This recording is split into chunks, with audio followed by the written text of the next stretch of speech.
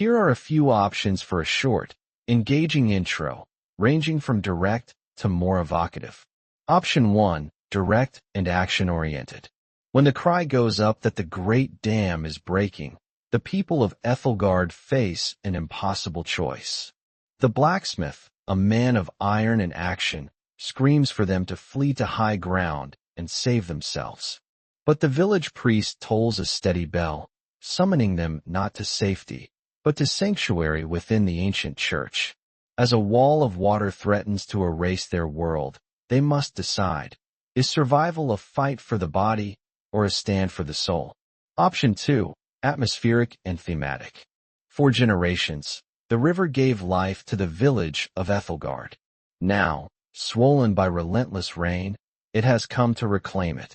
As the mighty dam that protects them begins to fail, the villagers are torn between two leaders, a pragmatic blacksmith who urges a desperate scramble for the hills, and a faithful priest who believes their only true fortress is the house of God. Option 3, short and punchy. In the face of an apocalyptic flood, two calls echo through the valley of Ethelgard. One is a frantic shout to run for your life. The other is the solemn toll of a church bell calling you home. For the doomed villagers, the choice between them will determine not only if they live, but how they will be remembered. Chapter 1, The Trembling of the Earth. The village of Ethelgard was cradled in the valley of the silver serpent as if in the cupped hands of God himself. For generations, its people had measured their lives not by the turning of calendars in distant cities, but by the rhythm of the river, the serpent's coil, that wound its way through their heart. In spring, it was a playful, chattering thing, its waters carrying the melt from the Titan's tooth mountains, feeding the fertile loam of their fields. In summer, it grew languid and deep, a silver ribbon reflecting the endless blue sky, a place for children to splash and for lovers to whisper secrets along its mossy banks. Life in Ethelgard was a tapestry woven with threads of hard work and simple faith.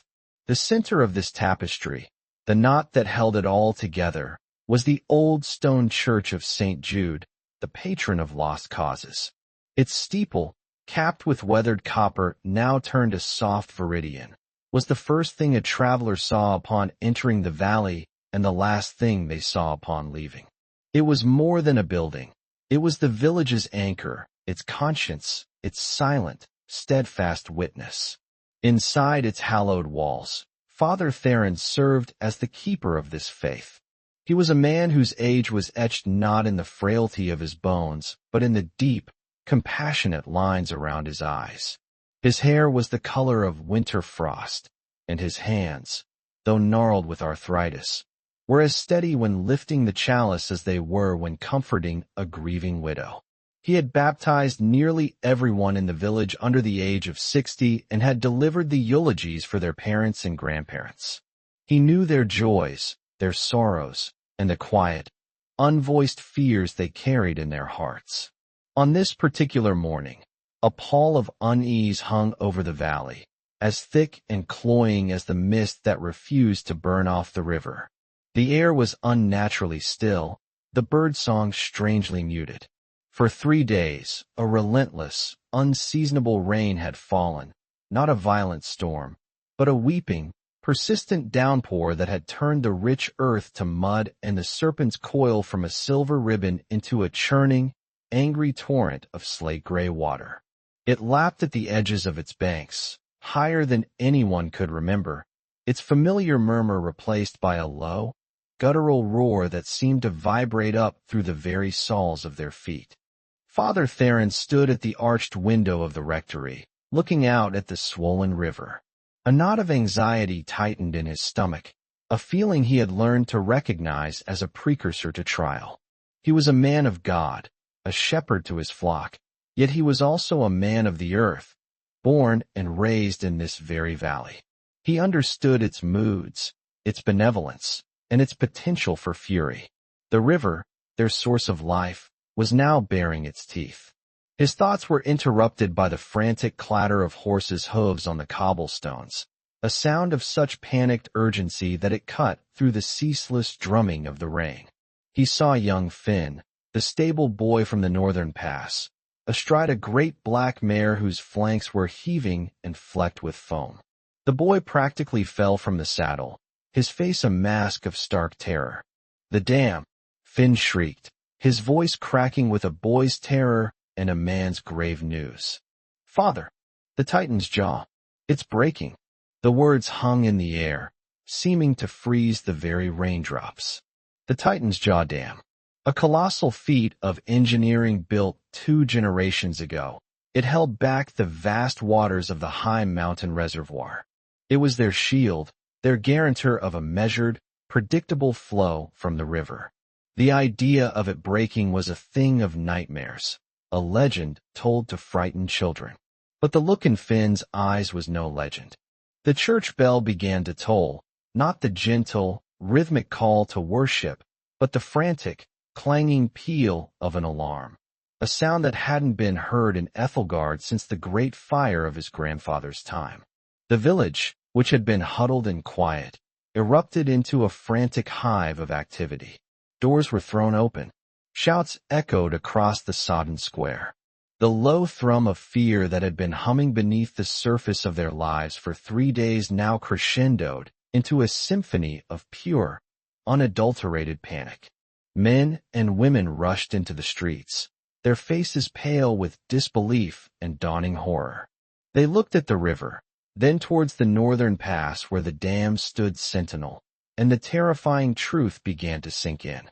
If the Titan's jaw gave way, a wall of water, a liquid avalanche of unimaginable force, would scour the valley clean. It would not be a flood, it would be an erasure. From the forge at the edge of the square emerged Elias, the blacksmith. He was a mountain of a man, his arms corded with muscle from a lifetime of hammering steel, his face, usually ruddy and open, now set like granite. In his hands was not a hammer, but a heavy iron bell clapper he'd been mending. He dropped it with a clang that resonated over the rising din. Elias was a practical man, a man who believed in the strength of his own 2 hands, in the logic of iron and fire. He trusted what he could see, what he could build, and what he could break. "Panic is useless," his voice boomed, a blacksmith's roar that commanded attention. "To the high ground. Everyone, grab what you can carry. Blankets, food. Move your children and elders to the old shepherd's ridge." Now, Elias was a natural leader in times of physical crisis. While others stood frozen, he acted. He began to organize, his voice a sharp, clear instrument cut. "ING through the chaos. You 4 with me. We'll try to barricade the bridge road.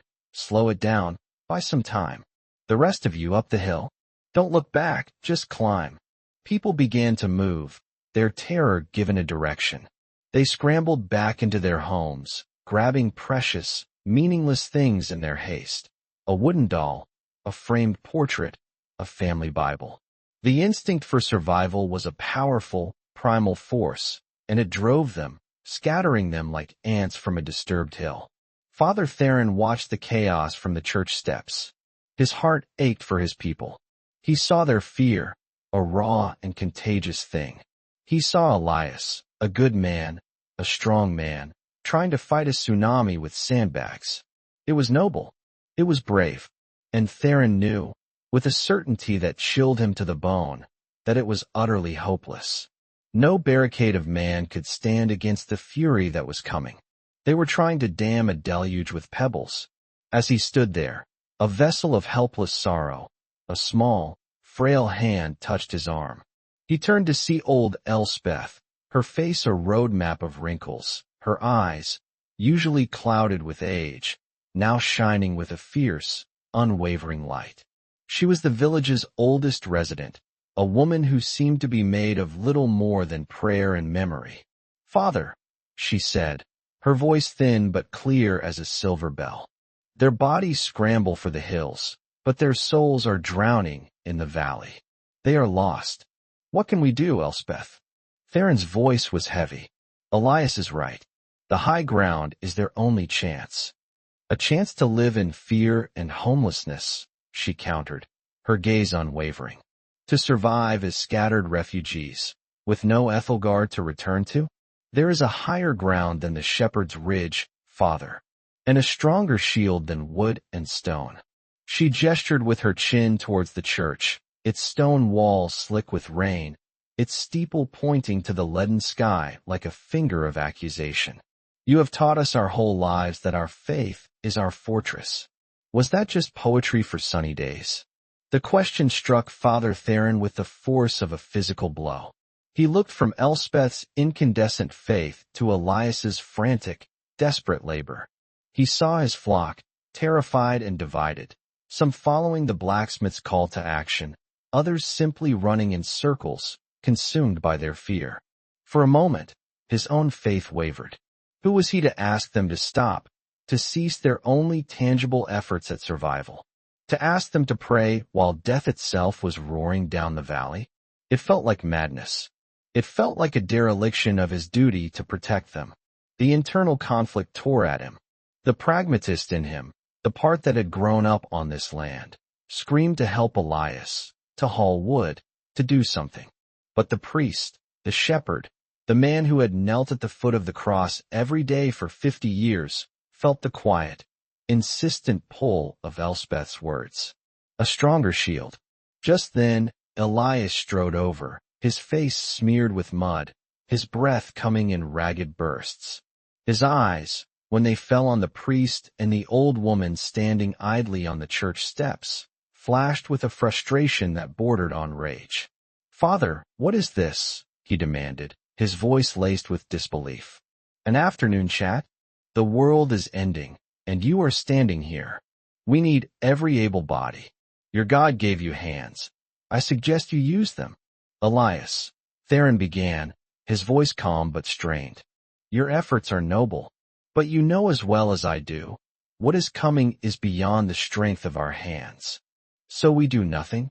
Elias spat, gesturing wildly at the panicked villagers. "We lie down and let the water take us? Is that your faith? A faith of surrender?"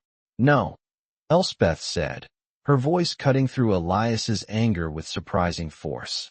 "A faith of defiance. Not defiance of God's will, but defiance of fear. We will not be scattered like frightened sheep, Elias. We are a community. We will face this as one. Face it." Elias laughed, a harsh, bitter sound. "You will drown, old woman. And you, father, will drown with her. This is not a test of faith. It is a test of common sense. Get these people to the ridge." He turned to leave, to continue his hopeless, heroic work. "Elias, wait," Father Theron called out, and there was a new tone in his voice. The wavering was gone, replaced by a quiet, resonant authority that made the blacksmith pause and turn back. The priest's eyes were no longer filled with conflict, but with a profound and sorrowful clarity. He looked past Elias, at the faces of his people, at young mothers clutching their infants, at old men whose shoulders were slumped in defeat, at children weeping without understanding why. He saw their terror, and in that moment, he knew what he had to do. He was their shepherd, and a shepherd's first duty is not to lead the flock to safety, but to keep the flock together. To let them scatter to the hills, driven by fear, would be to let the wolf of despair pick them off one by one. Even if they survived physically, the community of Ethelgard, the spirit of the place, would be broken, washed away just as surely as their homes. "Elias," he said again, his voice now carrying over the rain and the rising panic. "You are a builder. You build with iron and stone to protect the body. That is a good and honorable thing. But today, the body cannot be saved by iron and stone. Today, we must build a fortress for the soul." He turned and walked past a stunned Elspeth, up the 3 stone steps, and through the great oak doors of the church. He moved with a purpose he hadn't felt in years, his old bones forgetting their ache. He walked through the nave, past the rows of empty pews, his footsteps echoing in the cavernous silence. The air inside was cool and smelled of damp stone, old wood, and beeswax. Light, gray and watery, filtered through the stained glass windows, painting muted jewels on the flagstone floor. He reached the narthex and grasped the thick, worn rope of the great bell. For a moment, he rested his forehead against the cool, rough hemp. He said a silent prayer, not a petition for safety, but a plea for strength. A prayer that what he was about to do was right. He felt a profound sense of peace settle over him, a quiet assurance that transcended logic. Then, with all the strength in his aging body, he pulled. The first peal of the bell was different from the alarm. It was not frantic or panicked. It was deep, sonorous, and steady. A single, resonant chime that rolled out over the village, through the chaos, and into the hearts of the people. Bong. It was a sound they all knew. It was the call to baptisms, to weddings, to funerals. It was the call to Sunday Massachusetts. It was the sound of sanctuary, the sound of home. Bong.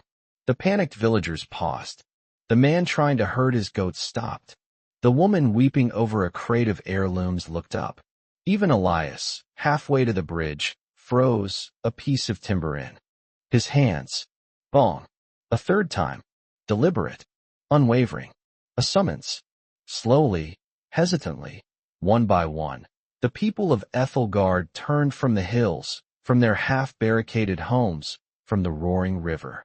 They turned towards the sound. They turned towards the church. It started as a trickle. An old man, his face a mask of resignation, began walking towards the church.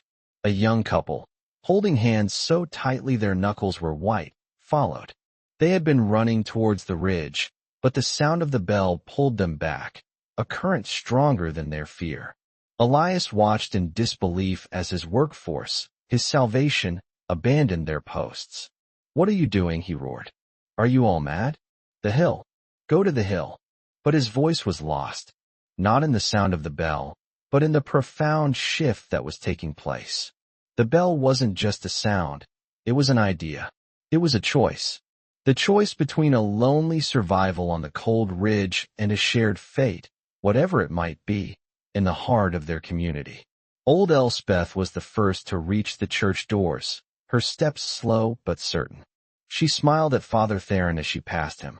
He continued to ring the bell, his face serene, his arms working in a steady, prayerful rhythm. More people came. They streamed into the church, their faces streaked with rain and tears. They carried no possessions now. They carried only themselves, their children, and their fear, which felt somehow lighter when shared. They filled the pews, huddling together for warmth and courage. The flickering light of the votive candles cast long, dancing shadows on the stone walls, making the saints in the windows seem to weep with them. Elias stood alone in the square, the rain plastering his hair to his forehead. He watched as his wife, Alara, holding their little daughter Lyra's hand, joined the procession into the church. Alara paused at the door and looked back at him, her eyes pleading. Lyra, his sweet Lyra, looked at him with a child's simple trust, not in his barricades, but in the sanctuary her mother was leading her to. Something inside him broke. His rage, his pride, his fierce self-reliance. It all crumbled in the face of that look. What was the point of saving a world if his family was not with him? With a cry of anguish that was half surrender, half prayer, he threw the timber to the ground and sprinted through the mud, catching up to them at the threshold. He swept Lyra into his powerful arms, held her tight against his chest, and followed his wife into the church of the God he had so often doubted. Father Theron let the bell rope go. The final chime faded, leaving an extraordinary silence in its wake, broken only by the soft weeping within the church and the menacing, ever-loudening roar of the river outside. He walked to the altar, his black cassock whispering against the stones. He turned to face his flock. Every soul from Ethelgard was there. The fearful, the faithful, the doubtful, the brave. They were all present. They were all together. Outside, a new sound began to mix with the roar of the river. A deep, terrestrial tremor. The ground itself seemed to groan. It was the sound of a mountain of water, unleashed and ravenous, bearing down upon their valley. It was the sound of the end. Father Theron looked out at the sea of pale, upturned faces, lit by the trembling candlelight. He saw Elias holding his daughter, his massive shoulders slumped not in defeat, but in a kind of submission he had never known. He saw Elspeth, her eyes closed, her lips moving in silent prayer. He saw the whole of his life, the whole of their lives, gathered in this sacred, fragile space. He raised his hands. "My children," he said, his voice not loud, but filled with a power that reached every corner of the church, a power that came not from him, but through him. "There is nothing left to do. The ridge cannot save us. The river is at our door. There is nowhere left to run." A fresh wave of quiet terror rippled through the congregation. "But we are not lost," he continued, his gaze sweeping over them, meeting every eye he could.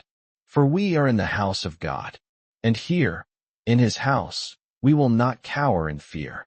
We will not be consumed by despair. Here, we will do the only thing we have left to do. We will pray."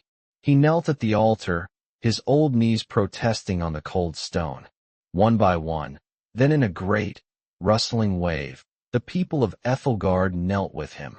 The blacksmith and the baker, the farmer and the weaver, the old and the young. They knelt on the cold floor of their ancestral church, a single, unified body of trembling souls. The roar outside was deafening now. The very walls of the church began to vibrate. Dust sifted down from the ancient rafters. The candle flames danced wildly, casting frantic shadows. They could hear the splintering crash of trees, the shriek of tortured wood as the first of the village houses were consumed by the coming deluge.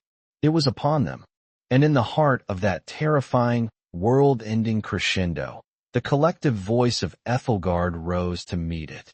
It was not a shout, but a murmur that grew into a powerful, unified plea. A litany of hope against hopelessness, of faith against fear. They prayed not as individuals, but as one voice, one heart, one soul, offering their fear and their lives into the hands of the God who had cupped their valley for 1,000 years. Their prayer became a shield, not of stone or steel, but of pure, desperate, unshakable faith, raised against the drowning darkness. And they waited for the miracle or the end. Chapter 2. The House of Stone and Silence. The roar became a physical thing.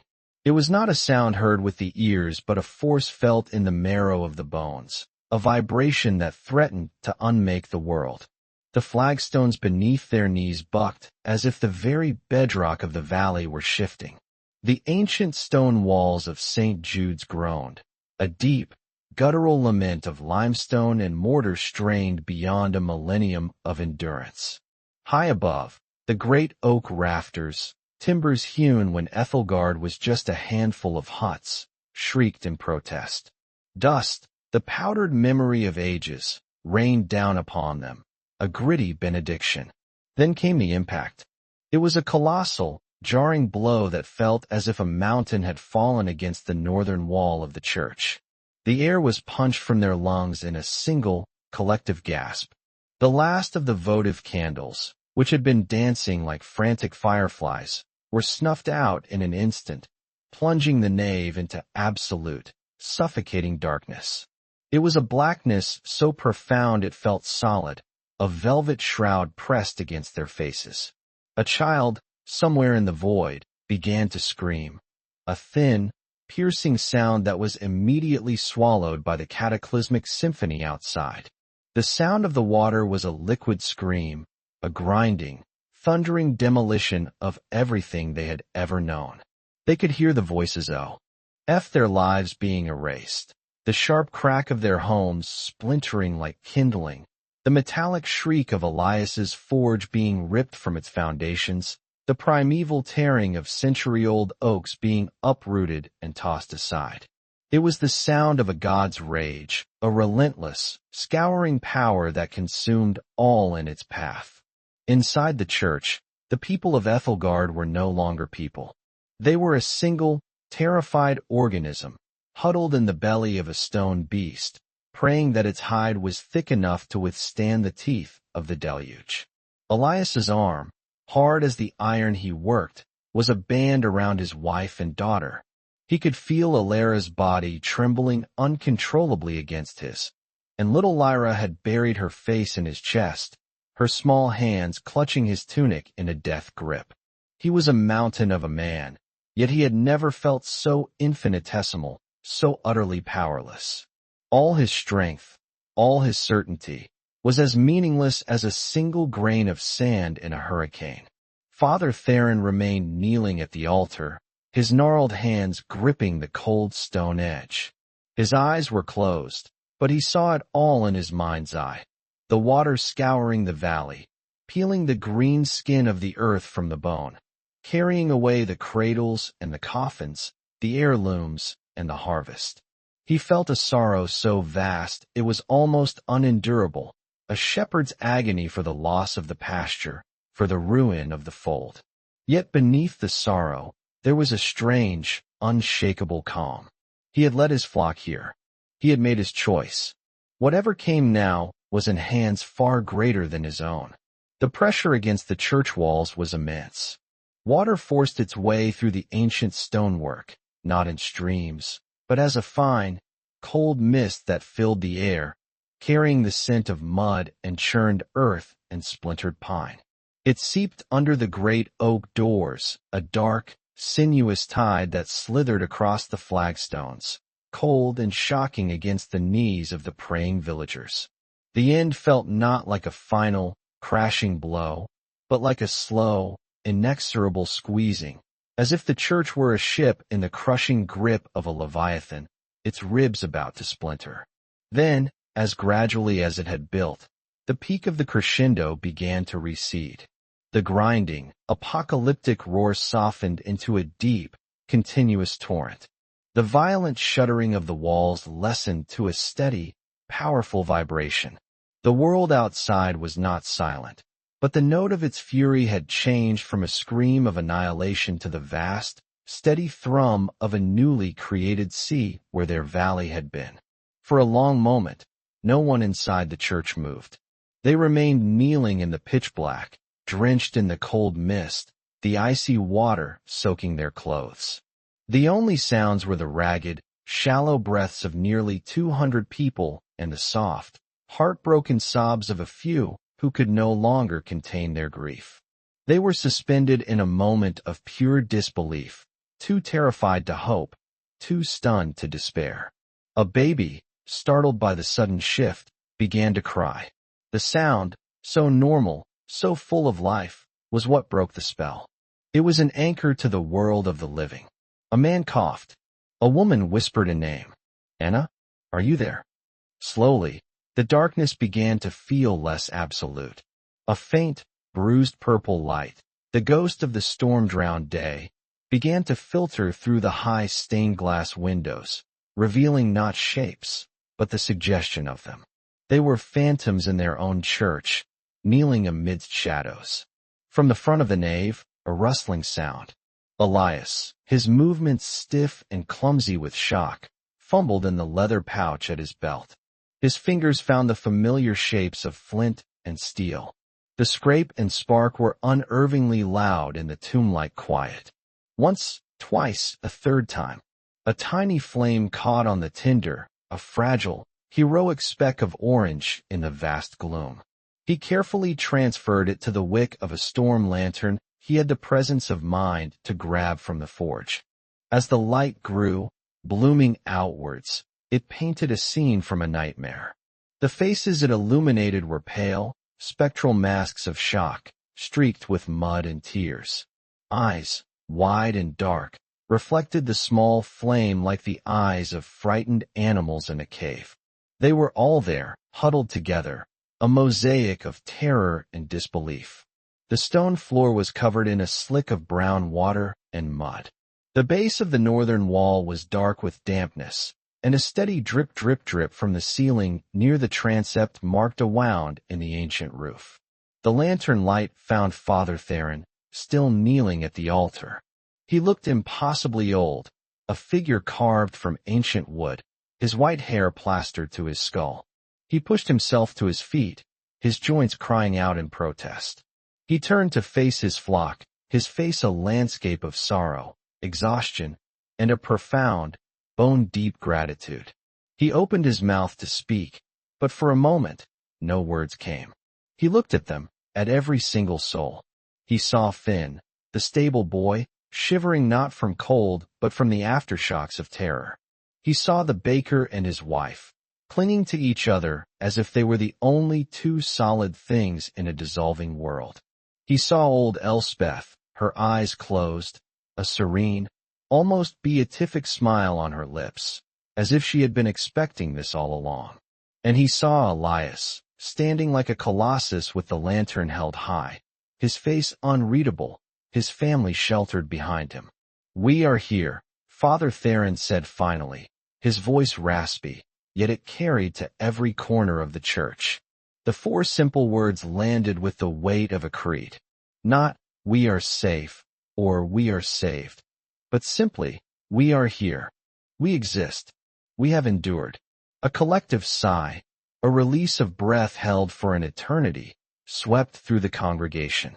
It was followed by a fresh wave of weeping, but this time it was different. It was the sound of grief, yes, but also of a terrible, miraculous relief. "He heard us," Elspeth whispered to the woman beside her, her voice clear and steady. "The Lord has made his house our ark." The word ark hung in the air, an ark in a drowned world.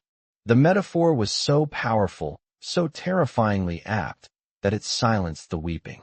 All eyes turned towards the great oak doors at the back of the church.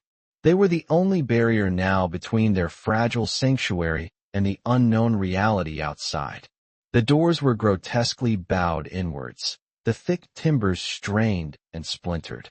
A massive, uprooted tree trunk was wedged against them on the outside, acting as an unintentional brace. Piles of mud and debris were packed against the base, sealing them shut. They had held. "We need to see," a man's voice called out from the back, rough with emotion. "We need to know." All eyes turned to Elias. He was the strongest. He was the only one who could move that door. The blacksmith looked at the pleading faces, then at Father Theron. For a heartbeat, their eyes met across the flickering gloom. In that glance, an entire unspoken conversation passed. The priest's eyes did not command, they simply trusted. The pragmatist and the priest, the two poles of Ethelgard's soul, were now bound together in this strange, new world. Elias handed the lantern to his wife, Alara. "Stay with Lyra," he murmured, his voice thick. He strode down the central aisle, his heavy boots sloshing through the muddy water on the floor. The crowd parted for him, a silent, fearful sea. He reached the doors and placed his hands on the warped wood. He pushed. It was like pushing against the earth itself. The doors groaned, but did not budge. "Help me," he grunted, his voice strained with the effort. For other men, their faces set with grim determination, joined him. Together, they put their shoulders to the wood. "Now," Elias roared, and they heaved, their muscles screaming in protest. With a sound of tortured wood and sucking mud, the left door scraped open, just a foot, then two. It was enough. A different light spilled into the church. Not the hopeful light of a new day, but a flat, gray, pitiless glare reflected off a vast, turbulent expanse of water. And with the light came the smell, the raw, metallic scent of churned river mud, of wet decay, of a world washed clean of everything familiar. Elias was the first to look. He stood in the gap, his massive frame silhouetted against the gray void. For a full minute, he did not move, did not speak. The silence stretched, tightening the nerves of everyone watching him to the breaking point. Behind him, a woman finally broke. "Elias? In God's name, what do you see?" Elias turned slowly. The lantern light caught his face, and what they saw there extinguished the last embers of hope for their old lives. His face was not one of grief or fear. It was a mask of utter vacancy. the look of a man staring at a reality so monstrous his mind refused to process it. Gone, he whispered, the word a dead thing in the air. It is all gone. He stepped aside, allowing the others to see. One by one, then in a desperate, stumbling crowd, the villagers pushed forward to the narrow opening. A collective gasp rose, followed by a low, rising moan of pure, undiluted agony that became a single, terrible wail of communal loss. There was nothing. Where the village square of Ethelgard had been, there was now a churning, muddy lake. Where their homes had stood, with their thatched roofs and smoking chimneys, there was only the gray, featureless surface of the water, littered with the splintered debris of their lives. The Silver Serpent was no longer a river. It had consumed its own valley, becoming a vast, brooding inland sea. The only landmark visible was the steeple of their own church, reflected, distorted and trembling, on the surface of the flood. They were on an island. The church, built on a slight rise of land that had always been imperceptible, was now the highest point in a drowned world. The water lapped at the very flagstones of the churchyard, a mere 20 feet from the door. Of Ethelgard, of their fields, their bridge, their lives, not a single trace remained, save for one object that broke the surface of the water about 50 yards out. The black, square top of Elias's anvil, a stubborn, iron tombstone for a buried world. The sight broke them. The fragile composure they had found in their survival shattered into a million pieces. People fell to their knees in the mud, their faces raised to the leaden sky, their voices raw with grief. Men who had not wept since they were children sobbed openly, their broad shoulders shaking. Mothers clutched their children, whispering frantic, nonsensical comforts while their own tears streamed down their faces. They were alive, but they were ghosts, haunting the ruins of their own memory. Father Theron moved among them, his own heart a cold, heavy stone in his chest. He placed a hand on a shoulder here, murmured a word of comfort there. But he offered no platitudes, no easy assurances of God's mysterious plan. Their grief was too raw, too absolute for such things. It was a holy thing, in its own terrible way, and it had to be honored. He was not just a priest now. He was a vessel for their shared sorrow. As the first great, convulsive wave of grief began to subside into a numb, exhausted misery, the practical realities of their situation began to assert themselves. The baby cried again, this time with the sharp insistence of hunger. A child complained of the cold. An old man, his face ashen, leaned heavily against a pillar, his breath coming in shallow rasps. It was Elias who spoke first, his voice regaining some of its old, resonant command, though it was now stripped of all arrogance. Crying will not keep us warm, or feed our children. He turned from the horrifying vista at the door and faced the huddled crowd. His eyes, which had been vacant, now held a new, hard light. The light of a man who has lost everything but his will to endure. We are alive, he said, the words like hammer blows on steel. That is more than we had a right to expect. Now we must act like it. He looked at Theron. Father, what supplies does the church hold? The question shifted the focus from the apocalyptic scale of their loss to the immediate, human scale of their survival. Little, Theron admitted, his voice weary. The communion wafers. The sacramental wine. There may be a few stores in the rectory, if it still stands. He gestured to the small, stone-arched doorway that led to his modest living quarters, attached to the southern side of the church. Finn, Elias commanded, pointing to the stable boy. You're quick. Take this lantern.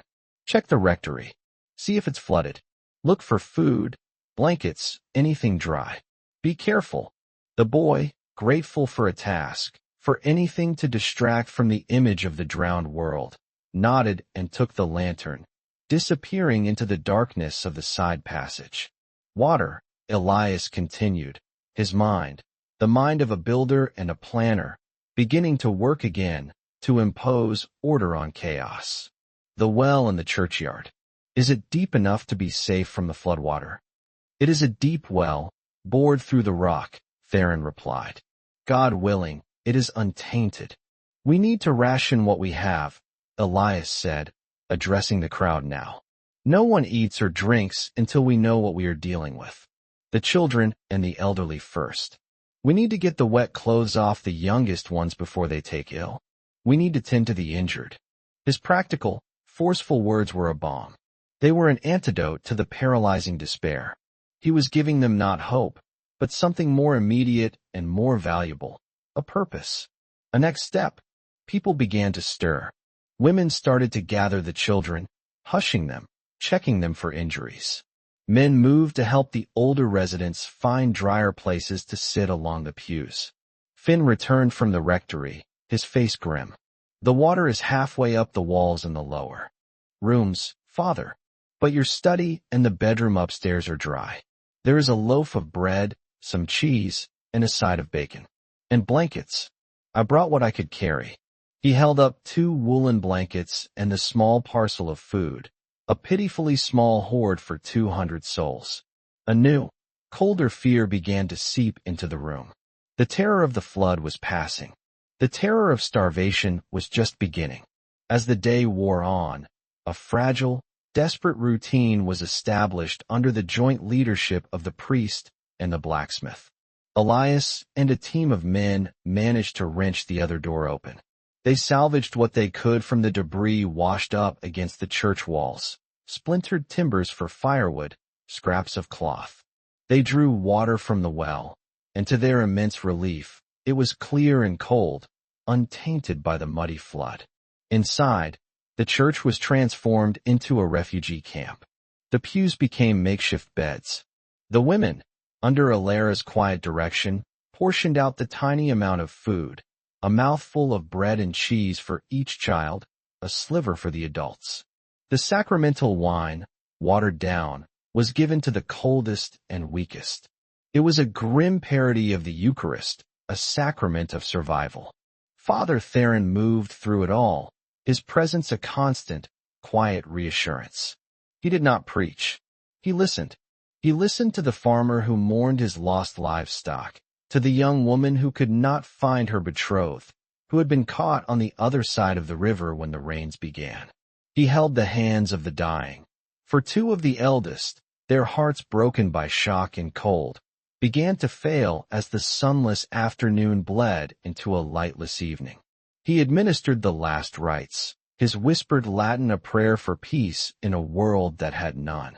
As twilight fell, Elias and his men managed to start a small, sputtering fire in a stone basin they had dragged in from the sacristy. The flickering light pushed back the gloom and offered a meager warmth. The people gathered around it, their faces gaunt in the firelight, their silence profound. There were no stories to tell, no songs to sing. Their past was drowned, and their future was an impenetrable fog. Later, as a semblance of quiet fell over the church and the exhausted survivors lapsed into a fitful, nightmare-haunted sleep, Elias found Father Theron standing alone by the open doors, looking out at the black water under a sky that was, for the first time in days, clear and filled with a cold scattering of stars. "They are beautiful," the priest said softly, without turning. "The stars. I don't think I've ever truly seen them before. The lights from the village always washed them out." Elias stood beside him, the great, powerful blacksmith, and looked out at the desolation. The rage and the fear had burned out of him, leaving a hollow ache. "You did this," Elias said. It was not an accusation, but a statement of fact, spoken with a kind of bewildered awe. "You saved us." With a bell.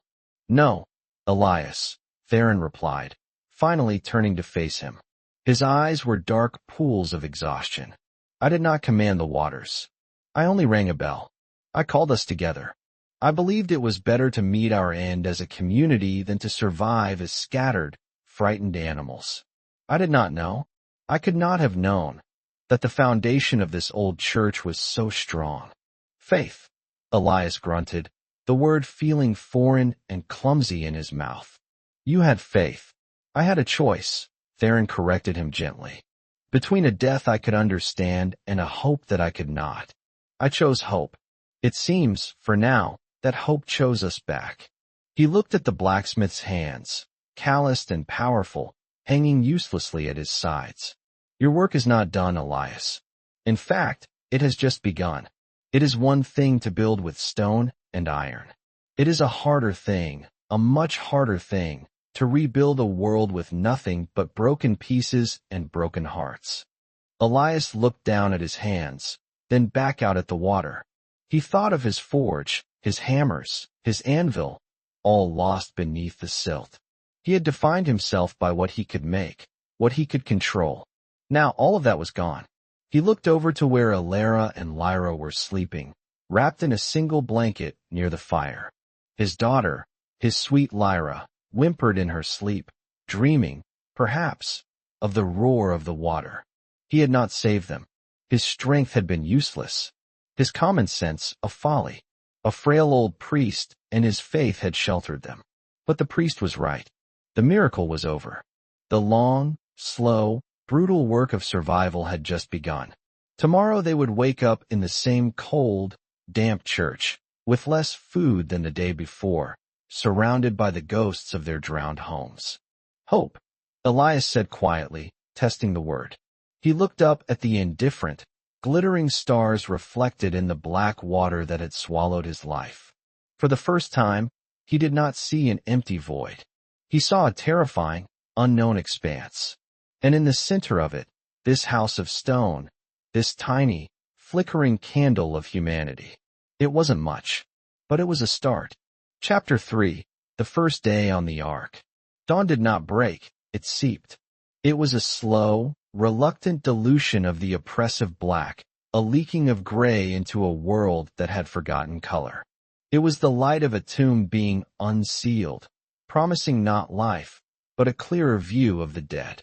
It crept through the high, jewel-toned windows of St. Jude's, but the saints and martyrs depicted there offered no comfort.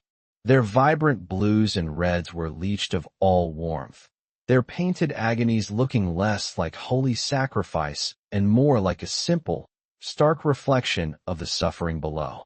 The air in the nave was thick and cold, a foul miasma of wet wool, damp stone, stale fear, and the close, unwashed scent of 200 bodies.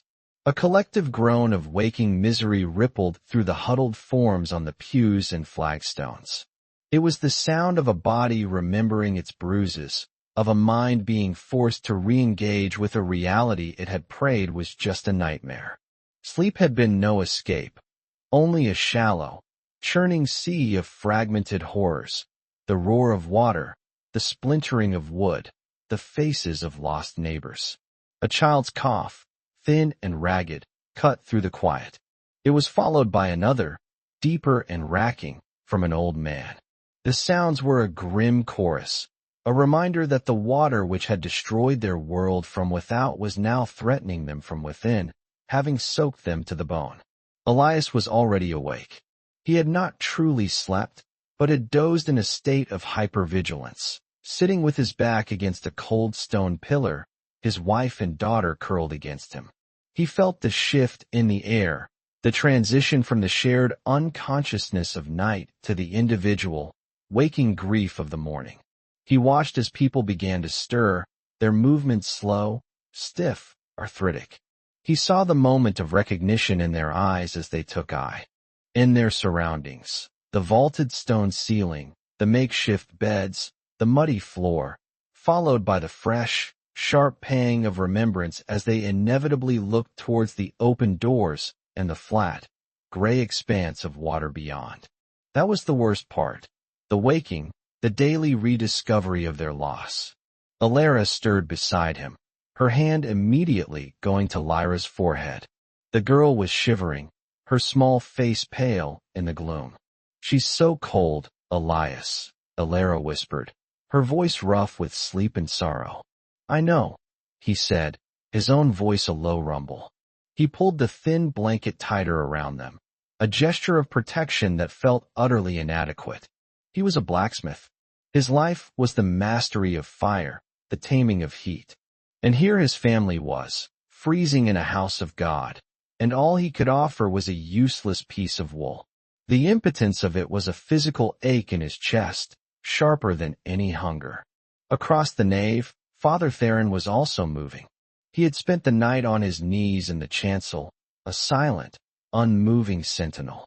Now, he rose with the painful deliberation of old age and began to walk among his flock. He had no food to offer, no warmth, but he offered his presence. He laid a hand on a weeping woman's shoulder, helped an old man to sit up, whispered a quiet blessing over a sleeping infant. He was the shepherd, and his flock was wounded, huddled together in a strange, cold pen. The fragile quiet was broken by a man's voice, raw with anger. "What do we do now, priest?" It was Morwan, a sheep farmer whose lands had bordered the river. He was a hard man, his face a road map of wind and sun, and it was now contorted with a grief that had curdled into rage. He stabbed a finger towards the open doors. "Pray? Did you see what praying did for our homes? For our fields? God has spat on us." A few people murmured in agreement. Others looked away, ashamed or afraid of the blasphemy. It was the first crack in their fragile unity, the first sign of the poison of despair. Father Theron stopped and faced Morwan. He did not flinch from the man's fury. His own face was a mask of profound sorrow. "He has not spat on us, Morwan. He has left us. Here. Together. Left us with nothing." Morwan roared, his voice cracking. "My sheep, my home, my father's grave, it's all just mud now. We are ghosts in a church, waiting to starve." Before Theron could reply, Elias's voice cut through the tension, hard and flat as slate. "Then stop waiting." All eyes turned to him. He pushed himself to his feet, a towering, formidable figure in the half-light. He did not look at Morwan, but at the entire congregation, his gaze sweeping over them, assessing, commanding. "Morwan is right about one thing," Elias said, and a shocked silence fell. "Waiting will kill us. Crying will not bring back our homes. Praying will not fill our bellies. We survived the flood. Now we must survive the morning. And the day after that." He strode to the center of the nave, his boots making soft, sucking sounds in the mud. He gestured for Theron to join him. The priest came and stood beside him, the two of them, the pragmatist and the prophet, the arm and the soul of Ethelgard, forming an unlikely but undeniable center of authority. "We need order," Elias announced. His voice was the voice of the forge, accustomed to being heard over the clang of hammers. It filled the cavernous space. "We will not be a mob of frightened sheep. We will be a community. We will work. It is all we have left." He began to lay out a plan, his mind, starved of its usual tasks of measure and design, seizing on this new, terrible problem. He was not building with iron, but with people. The principles were the same. You needed a foundation, a structure, a purpose. First, water. "The well is clean, but we will not waste it." "Finn," he called out, and the boy straightened up, his eyes wide. "You and 3 others. Your job is the well. You will draw what we need, and no more. You will guard it. Water is life." Next, he looked at the women, at Alara. "Food. Alara, you will oversee the stores. What little we have must be portioned. The children, the sick, and the elderly eat first. Always. The rest of us will eat what is left. Anyone caught stealing or hoarding food will answer to me." He let the threat hang in the air, his sheer physical presence giving it a terrifying weight. "Sanitation," he said, his face grim. "The south corner of the churchyard, behind the old yew. That is the latrine. For everyone. We will not get sick from our own filth." The command was blunt, stripping away all modesty, reducing them to the base necessities of survival. "Wood," he continued, pointing towards the doors. "The water has given us a gift of wreckage. I need a salvage team, men with strong backs. We will pull what we can from the water. We need wood for the fire. Without the fire, we have nothing." Finally, he looked at the oldest and friliest among them, and at the mothers with young children. Your work is no less important. You will tend the fire. You will care for the children. You will mend what clothes we have. You will talk to each other. You will not let despair take hold. That is an order. He had given them all a job, a purpose. He had taken their vast, overwhelming catastrophe and broken it down into a series of small, manageable tasks. He had given them the gift of a routine in a world where all routines had been annihilated. The tense, fearful energy in the church began to change, to solidify into a grim resolve. Then Elias turned to Father Theron. "And you, Father?" Theron looked out at the faces of his flock, seeing the flicker of hope Elias had kindled in their eyes. He understood his role perfectly. Elias would keep their bodies alive. He had to keep their souls from dying. "I will tend to the dead," Theron said, his voice soft but clear. Old Man Hemlock and Agnes passed in the night. They deserve a proper farewell. We cannot bury them in consecrated ground, for all ground is now consecrated by our presence here. But we will honor them. We will remember them. We are a chain, and though links have been broken, the chain remains. It is my job to remind us of that." He paused, his eyes finding Morwen in the crowd. "And I will listen. To any who feel their faith is failing. To any who feel their anger is greater than their hope. God has not gone silent, my friends. He is simply waiting for us to speak." The council was over. A new, fragile society had been born in the nave of St. Jude's. The rest of the day was a blur of grim activity. Finn and his team established a rhythm at the well, the creak of the winch and the splash of the bucket becoming a steady heartbeat for their new world. Alara, with 2 other women, inventoried their pathetic larder, the single loaf of bread, the rapidly diminishing cheese and bacon from the rectory, and 3 apples a child had in her pocket when the flood came. They divided the first meal with the precision of apothecaries. A sliver of cheese, a cube of bread, a shared mouthful of wine and water for every soul. It was barely enough to blunt the edge of their hunger, but it was something. It was order. It was community. Elias led the salvage team himself. They waded into the icy, knee-deep water that lapped at the churchyard, forming a human chain to drag debris ashore. The work was brutal and heartbreaking. Every piece of wood they touched was a ghost. A beautifully carved lintel from the baker's house. The splintered remains of a child's cradle. The sign from the tavern, the Green Man, its cheerful face now caked in mud. With each piece they salvaged for the fire, they were dismantling the physical memory of their own lives. Elias worked in a silent, controlled fury. He heaved and pulled, his muscles screaming, the cold of the water seeping into his bones. Late in the morning, one of the men shouted. Floating sluggishly towards them was a large, dark shape. It was a waterlogged wardrobe, its doors swollen shut.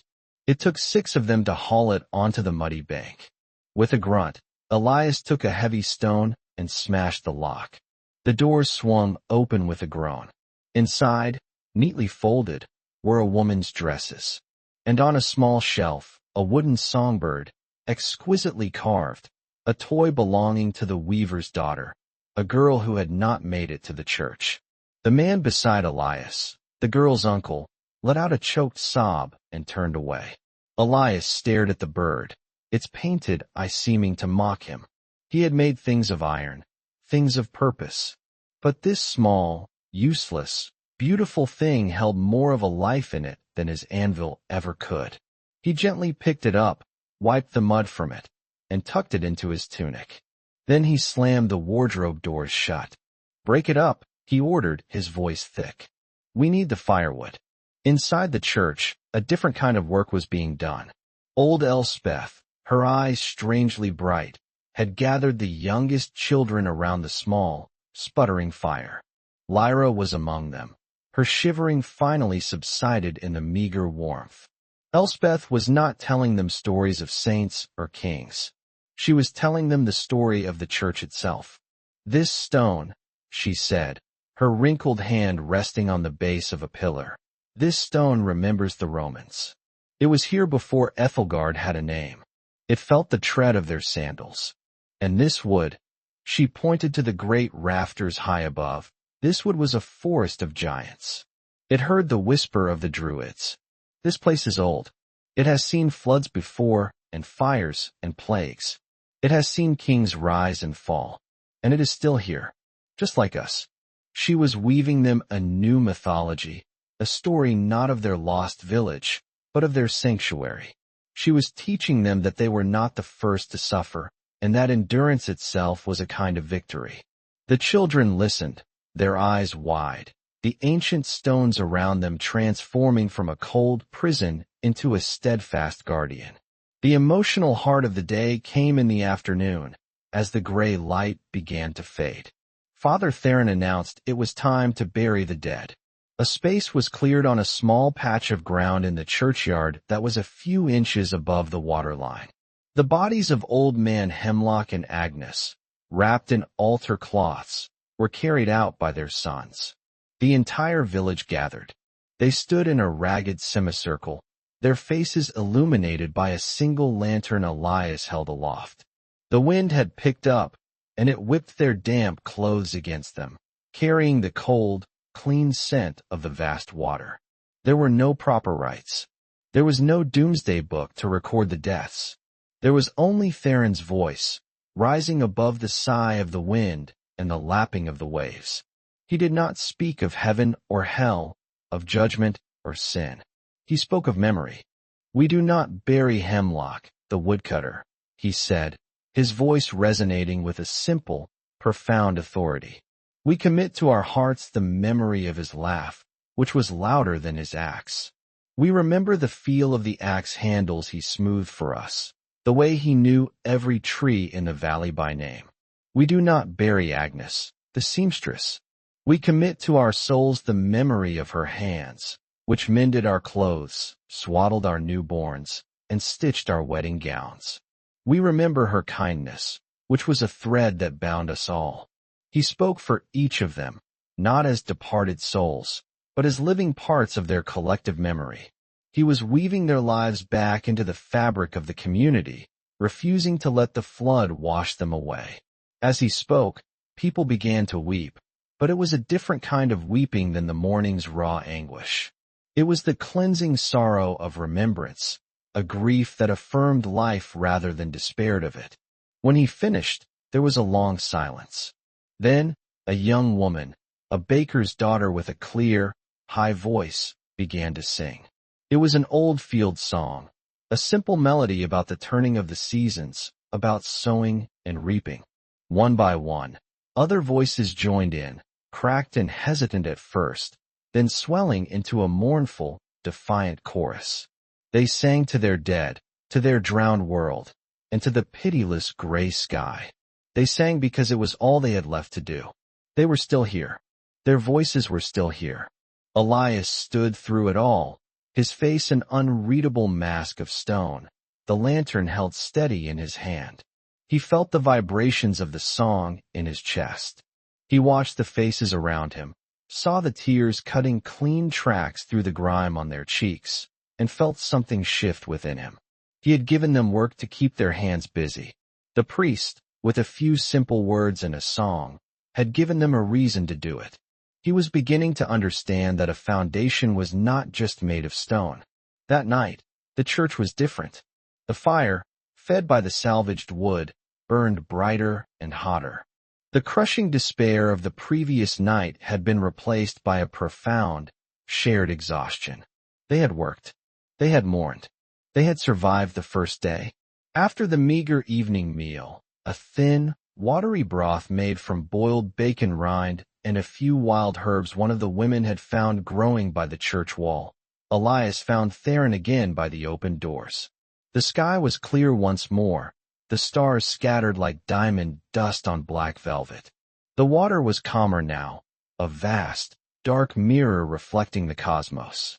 "The song was a good idea," Elias said, breaking the silence. It was as close to a concession as he was capable of making. "It was not my idea," Theron replied. "It was hers. It came from a place I cannot reach. I can only make space for it."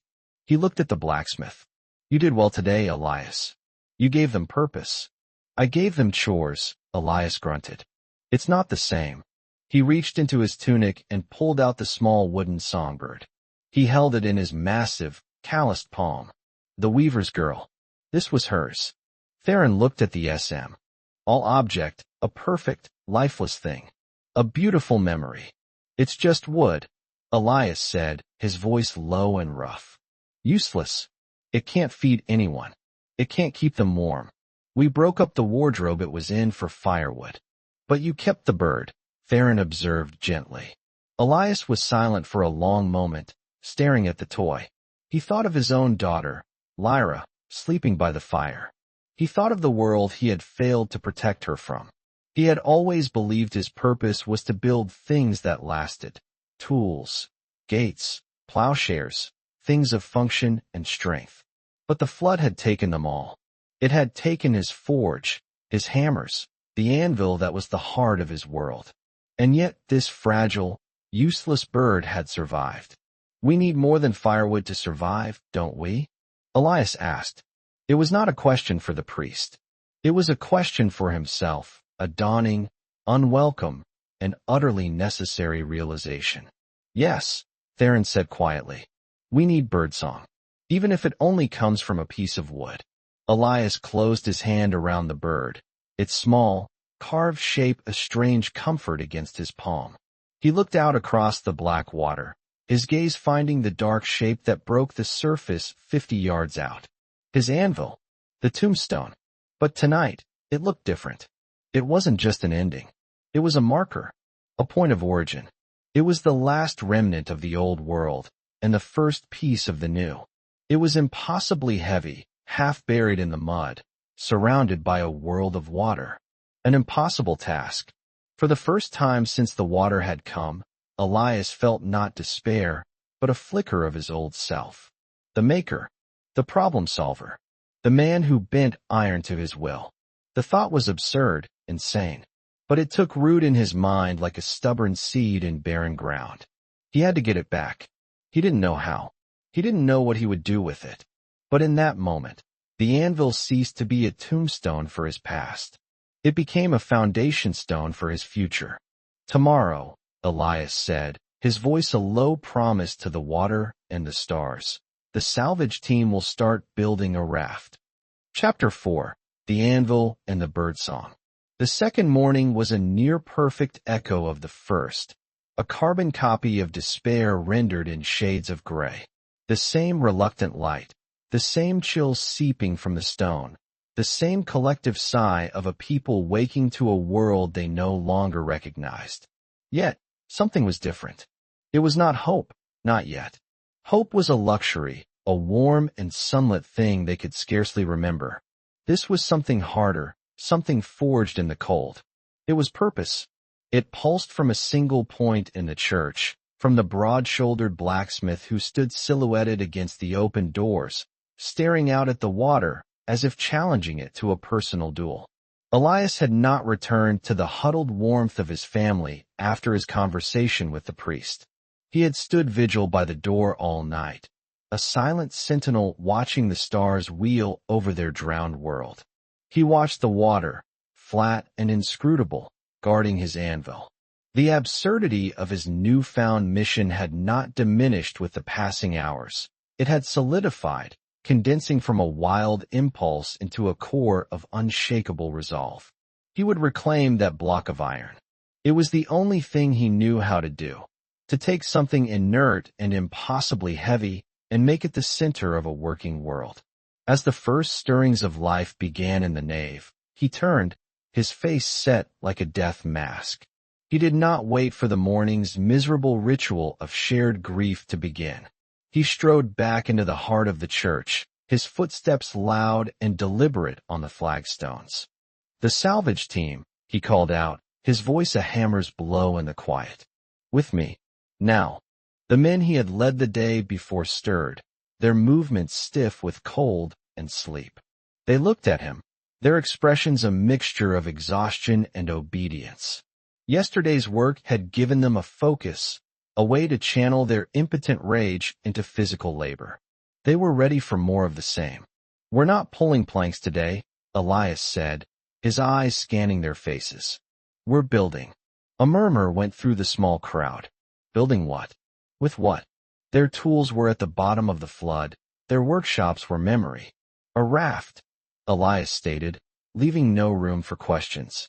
Strong enough to hold 10 men. Stable enough to carry a heavy load. The murmur grew louder, laced now with confusion. A load? What load? Morwen the sheep farmer pushed his way to the front, his face already a knot of suspicion. His brief flash of rage the day before had settled into a sullen, simmering resentment. A raft for what, blacksmith? Morwen demanded, his arms crossed over his chest. To go where? There's nowhere to go. Or are you planning on sailing away and leaving the rest of us to rot in this tomb? The accusation was a poison dart, and Elias could feel its venom spreading through the watchers. He met Morwen's gaze, his own expression unyielding. I am not going anywhere. I am bringing something back. He pointed a thick, soot-stained finger past Morwen, through the great doors, towards the gray water. My anvil. A profound silence descended upon the nave. It was not a respectful silence. It was a silence of pure, unadulterated shock. They all knew the anvil. They had all heard its song ringing through the valley for years, a sound as constant as the church bells. They all knew where it lay, a dark punctuation mark in the endless sentence of the water, and they all knew its weight. It was not just iron. It was a piece of the earth's very heart, an object that took for strong men to even shift in the forge. Morwen was the first to break the silence. He laughed. It was not a sound of mirth, but a harsh, grating bark of disbelief. Your anvil? By the saints, man, have you lost your mind? We are running out of food. Children are coughing their lungs out. We need firewood, shelter, anything that will keep us alive. And you want to waste our time, our strength, on a useless lump of metal? It is not useless, Elias said, his voice dropping to a low, dangerous growl. Isn't it? Morwen shot back, his voice rising, appealing to the crowd. What will you do with it, blacksmith? Shoe a fish? Forge a key to a house that no longer exists? It's a rock. A heavy, worthless rock. My farm is gone, my father's bones are washed away, and you want us to risk our lives for your favorite tool? The farmer's words were a pickaxe, chipping away at the fragile foundation of order Elias had built. He saw the doubt in the men's eyes. He saw the weary agreement on the faces of the women. Morwen was speaking a brutal, undeniable truth. In their current reality, a sack of potatoes was worth more than a block of forged iron. The anvil was a relic of a dead world. Pursuing it was madness. Elias knew he could not win with logic. Logic was on Morwen's side. He needed something else. He looked past the angry farmer to the faces of the others. He saw Finn, the well-warden, watching him with wide, uncertain eyes. He saw the baker's daughter who had started the song, her hands clasped tightly. He saw Alara, standing near the chancel, her expression filled with a terrible, knowing anxiety. She understood what he was doing, and she was terrified for him. He had to make them understand. Morwen is right, Elias said, and a second shockwave of silence passed through the church. He let the admission hang in the air, disarming his opponent. He is right. The anvil cannot feed us. It cannot keep us warm. By any sane measure, it is a worthless rock. He took a step closer, his gaze sweeping over the assembled survivors. But tell me, he said, his voice now a quiet, intense force. What are we without our tools? A sheep farmer without his crook and his shears is just a man watching another man's flock.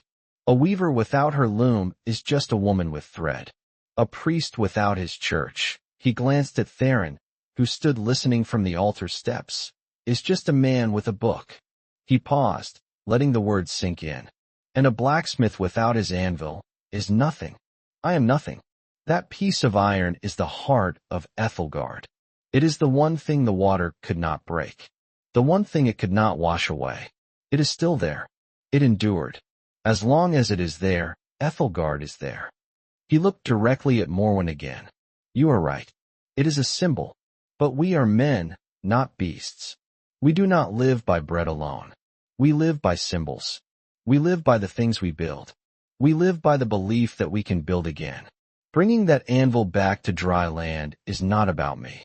It's about us. It is the first stone of the new Ethelgard. We will place it right here, in the center of this church, and it will be our foundation. It will be our promise to ourselves that we are not finished.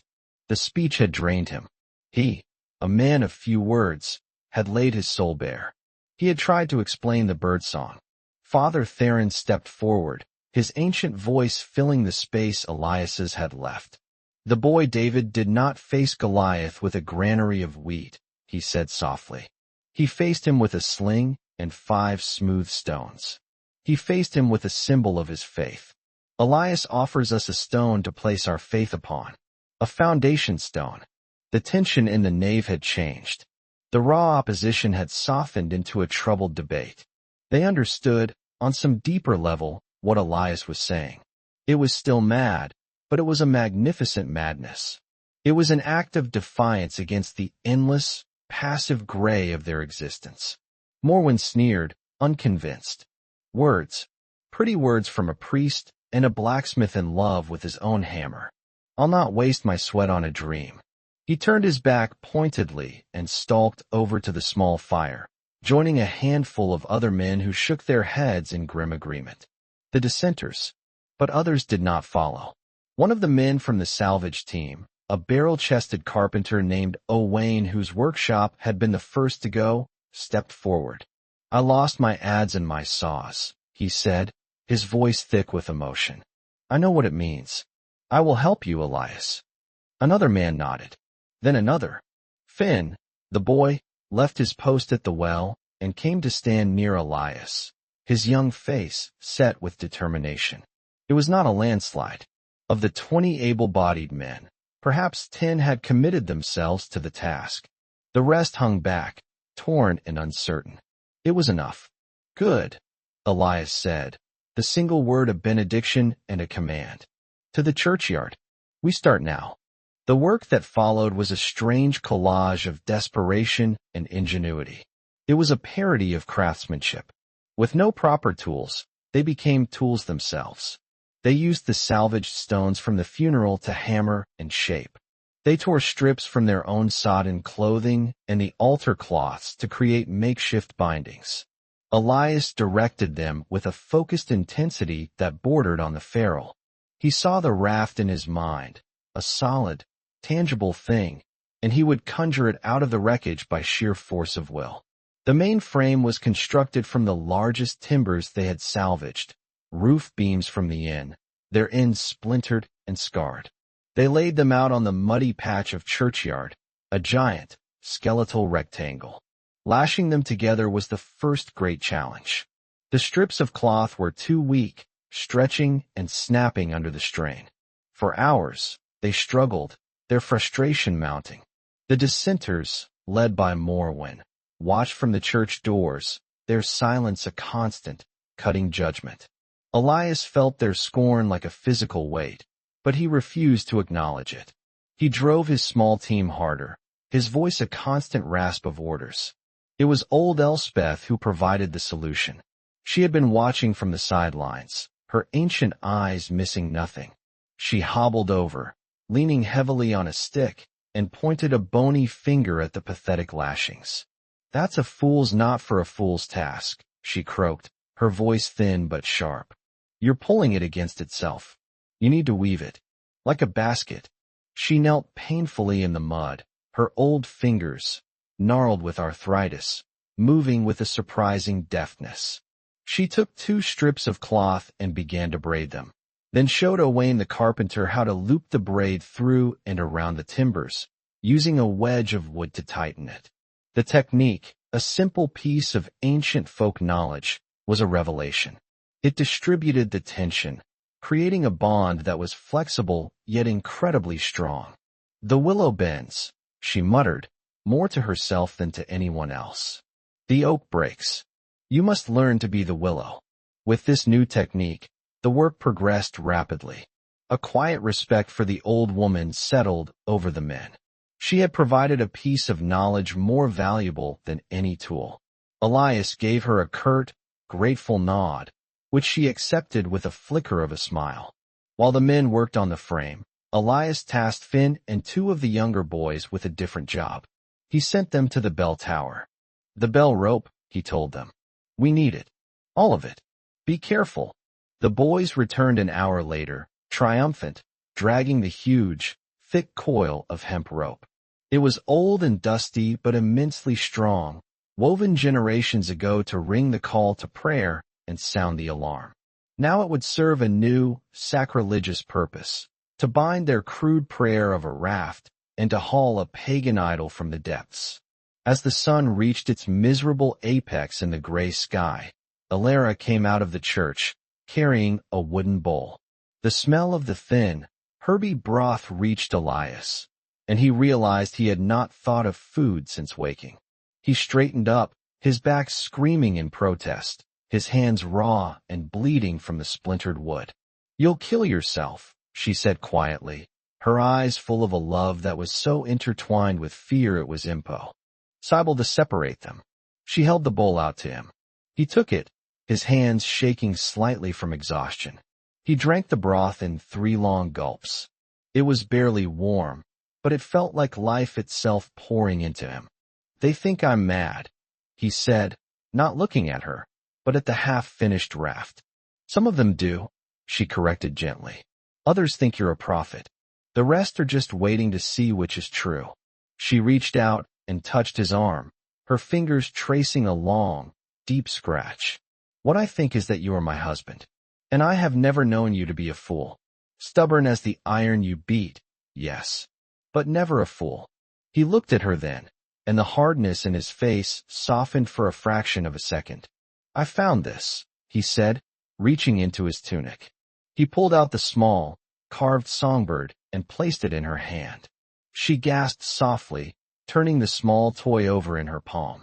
"The weaver's girl. It survived," he said, his voice rough. "This useless, beautiful thing. It survived. The forge is gone, Alara. The bellows, the tongs, the hammers my father made, all gone. But this is still here." He met her eyes, and in their depths, she saw the raw, desperate reasoning that drove him. "The anvil is not a hammer. It's not a tool for making. It's the thing upon which things are made. It's the foundation.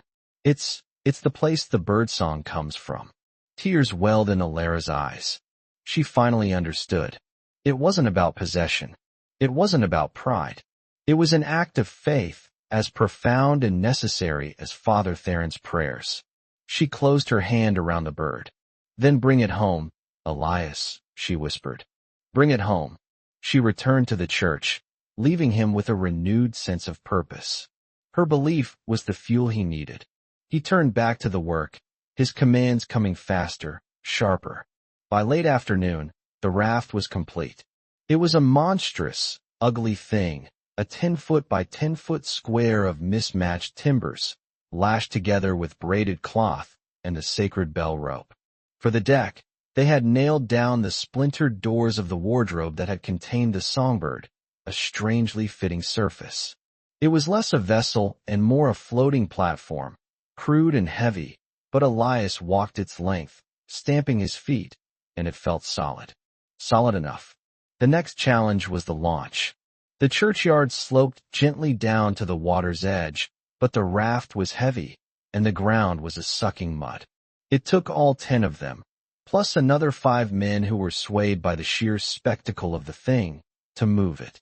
They used smaller logs as rollers, pushing and heaving, their grunts and curses echoing in the unnaturally quiet air. Morwen and his dissenters watched, their arms still crossed, their faces grim masks of schadenfreude, waiting for the entire enterprise to fail. With a final, desperate shove, the raft slid down the muddy bank and into the water. It settled with a great splash, dipped alarmingly to one side, and then, miraculously, it held. It floated. It was low in the water, but it was afloat. A ragged cheer went up from the men, a sound of pure, exhausted relief. Elias did not cheer. He was already coiling the bell rope, his mind on the next, most difficult phase. He selected 4 of the strongest men to accompany him. Owain the carpenter, 2 brothers who had worked as quarrymen, and a quiet, powerful man who had been the village ferryman. They armed themselves with long poles salvaged from the debris. As they were about to step onto the raft, Father Theron approached, holding up a hand. "Wait," he said. He carried a small, smoldering censer he had found in the vestry. The scent of old incense, a holy, forgotten smell, cut through the miasma of damp and decay. He walked around the raft, wafting the smoke over the crude timbers. He was not blessing the vessel. He was consecrating the act. "Go with God's strength," he said simply, looking at Elias. "For what you do is not for yourselves, but for the memory of all we were, and the hope of all we might yet be." Morwen spat into the mud, but his gesture was lost in the gravity of the moment. The priest's ritual had transformed the fool's errand into a pilgrimage. Elias and his crew pulled the raft away from the shore. The going was slow and clumsy. The raft was unwieldy, refusing to track straight, but the ferryman, with a lifetime's experience of the river's currents, stood at the back, using his pole as a rudder, and slowly they gained a semblance of control. The people on the shore, Alara and Lyra among them, watched in silence. Even the dissenters were now captivated, their cynicism momentarily suspended by the drama unfolding before them. The 5 men on their ugly raft, poling slowly across the gray water towards the tiny speck of black iron, looked like a delegation from a drowning world being sent to treat with a god. The 50 yards to the anvil felt like 50 miles. The water, so still from a distance, revealed its secrets up close. A submerged rooftop here, the ghostly branches of a tree there. The debris of their lives floated past them. A broken chair, a woman's bonnet, a child's leather ball. Each item was a fresh stab of grief. The men kept their eyes fixed on their destination, pulling with a grim, metronomic rhythm. Finally, the iron shape of the anvil loomed before them. It was larger than they remembered, a black, primeval thing breaking the surface of the water, its flat top just a few inches above the waterline, its horn pointing accusingly at the sky. The water swirled around its base, hiding the true extent of its bulk, buried in the silt and mud of what was once the village green. "Easy now," Elias cautioned, his voice low. They maneuvered the raft alongside it, the timbers groaning in protest as they nudged against the iron. Owain threw a makeshift anchor, a heavy stone tied to a length of rope, overboard to hold them steady. For a long moment, they all just stared at it. It seemed impossible. It was not an object to be lifted. It was a feature of the landscape, as immovable as a mountain. The silence was broken only by the gentle lapping of the water against the raft and the anvil itself. Elias stripped off his tunic, his heavily muscled torso pale in the gray light. He took the main coil of the bell rope and, without a word, slipped over the side of the raft into the chest-deep, shockingly cold water. He gasped as the chill hit him, a brutal, physical blow. The men on the raft watched, their knuckles white as they gripped their poles. He waded towards the anvil, the mud sucking at his boots with every step. The water was filthy, opaque, and he moved by feel, his hands outstretched. He reached the anvil, placing both hands on its cold, familiar surface. He ran his palms over the hardy hole, the pritchel hole, the smooth, worn face where he had shaped 1,000 pieces of glowing iron. It felt like greeting an old and stubborn friend. "All right, you bastard," he muttered to the iron. "Time to come home." He took the end of the bell rope and began the painstaking process of securing it. He ducked under the water, the cold a crushing weight on his chest, feeling his way around the anvil's base. He found the waist, the narrowest point between the solid block of the body and the heavy foot. He looped the rope under and around, his lungs burning. He surfaced, gasping, his hair plastered to his skull, and passed the end of the rope to Owain. He went under again, this time looping the rope in the opposite direction, weaving a harness of thick hemp around the iron heart of his world. Each dive left him more breathless, the cold leeching his strength. The men on the raft worked in tense silence, pulling the slack, keeping the rope taut as he worked. After 10 minutes that felt like an eternity, it was done. The anvil was wrapped in a complex cat's cradle of rope, with 4 thick strands leading up to the raft. Elias hauled his freezing body back onto the platform, shivering violently, his skin blue. He did not pause. He took his position at one of the ropes. "All together," he commanded, his teeth chattering. "On my mark. We are not trying to lift it, just to shift it, to break it free of the mud. Ready?" The 4 other men grabbed the remaining ropes, digging their feet into the rough wood of the deck, their muscles bunched. 3, 2, 1. "Heave!" Elias roared. They threw their entire weight into it. The ropes went taut as iron bars, groaning under the strain. The raft tilted precariously, its edge dipping beneath the water. The men's faces were contorted with effort, veins standing out on their necks and foreheads. Nothing happened. The anvil did not budge. It was as if they were trying to pull the world itself. Again, Elias bellowed. "Heave!" Again they pulled, a collective groan of pure animal effort tearing from their throats. The raft creaked, a plank splintered under Owain's foot, but the anvil remained utterly, contemptuously immobile. It was fused to the drowned earth. Despair, cold and sharp as the water, lanced through Elias. Morwen was right. It was a fool's errand, a madman's dream. He had led these men out here on the strength of a pretty speech. And for what? To be defeated by a lump of metal. He could feel their faith in him evaporating.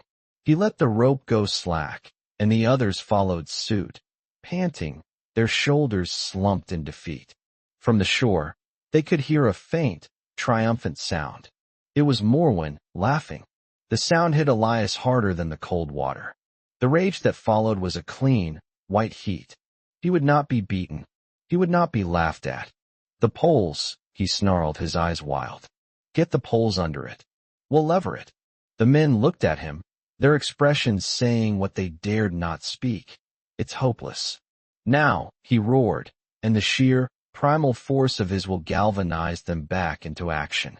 They took their long, stout poles and jammed them into the water, trying to find purchase under the anvil's base. The ferryman and one of the quarrymen plunged their poles deep into the mud on one side, while Elias and Owain did the same on the other. "We lever on 3.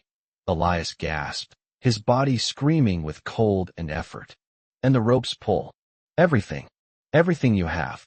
He took a deep breath, looking not at the anvil, but back at the church.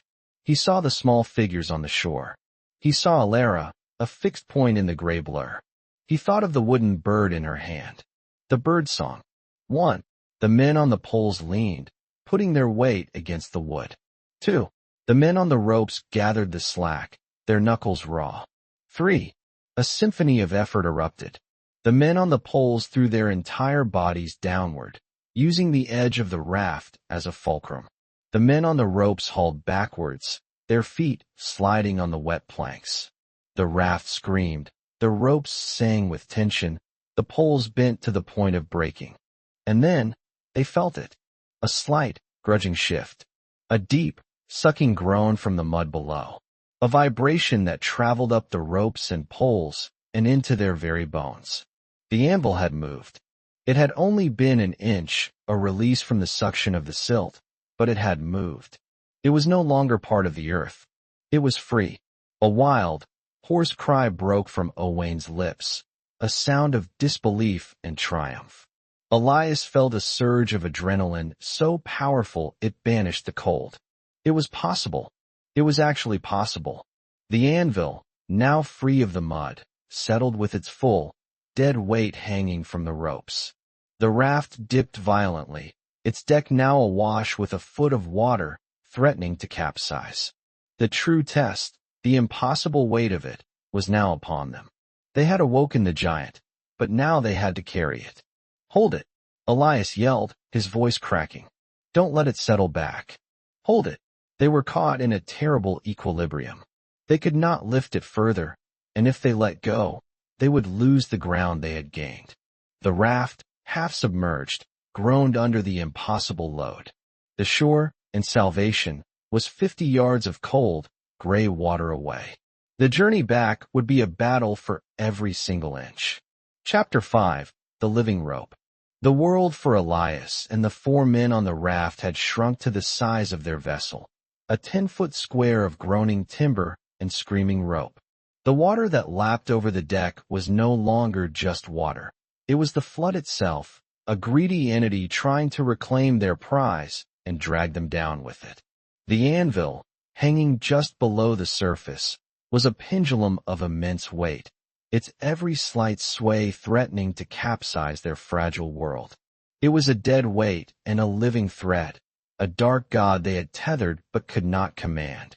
Hold, Elias gritted out, the word a shard of ice in his throat. His muscles, already taxed to their limit, now screamed a silent language of torment. The cold had seeped past his skin and into his bones, a deep, invasive ache that felt permanent. Beside him, Owain the carpenter was a statue of strain, his face bloodless, his knuckles white where he gripped the rope. It's too much, Elias, he gasped, his voice thin. We're going under. The raft, it's breaking up. He was right. A low, splintering groan came from beneath their feet. The wardrobe doors they had used for decking were bowing under the strain, the nails pulling free. The main beams, held by Elspeth's braided knots, were holding, but the rest of the structure was surrendering. They were balanced on a knife's edge, a moment of equilibrium between the anvil's desire to sink and the raft's desperate attempt to float. It was a stalemate they could not win. To stay here was to drown slowly. From the shore, Morwen's laughter had died, replaced by a tense, predatory silence. He and his dissenters were watching a tragedy unfold, their grim predictions solidifying into fact. Elias could feel the weight of their gaze, heavier even than the anvil. It was the weight of "I told you so," the most crushing burden a leader can bear. He had to break the stasis. He had to change the equation. Their own strength was not enough. They needed the shore. They needed the village. His eyes fell on the remaining coil of the bell rope, lying in the sloshing water like a drowned serpent. It was their only link, their only hope. Finn, he said, his voice a low command that cut through the sounds of groaning wood and lapping water. He turned his head just enough to look at the well warden, who was not on a rope, but was using his pole to fight the raft's slow, deadly spin. The boy, he was barely a man, was shivering uncontrollably, his young face a mask of terror and resolve. The rope, Elias said, nodding towards the coil. Take the end. Get it to the shore. Finn's eyes widened. The shore was 50 yards of frigid, debris-strewn water away. He was the lightest of the crew, but he was also exhausted. To swim in this cold was to risk being seized by cramps, to be pulled under by a current they could not see. I can't, Finn began, his voice trembling. You can, Elias stated, his tone leaving no room for argument. It was not a request. He was not asking the boy to be a hero. He was telling him what must be done. Strip down. Keep your boots. You'll need them for the mud on the bank. Tie the rope around your waist. Don't swim against the current. Let it help you. Aim for the great willow, to the left of the main group. The current flows that way.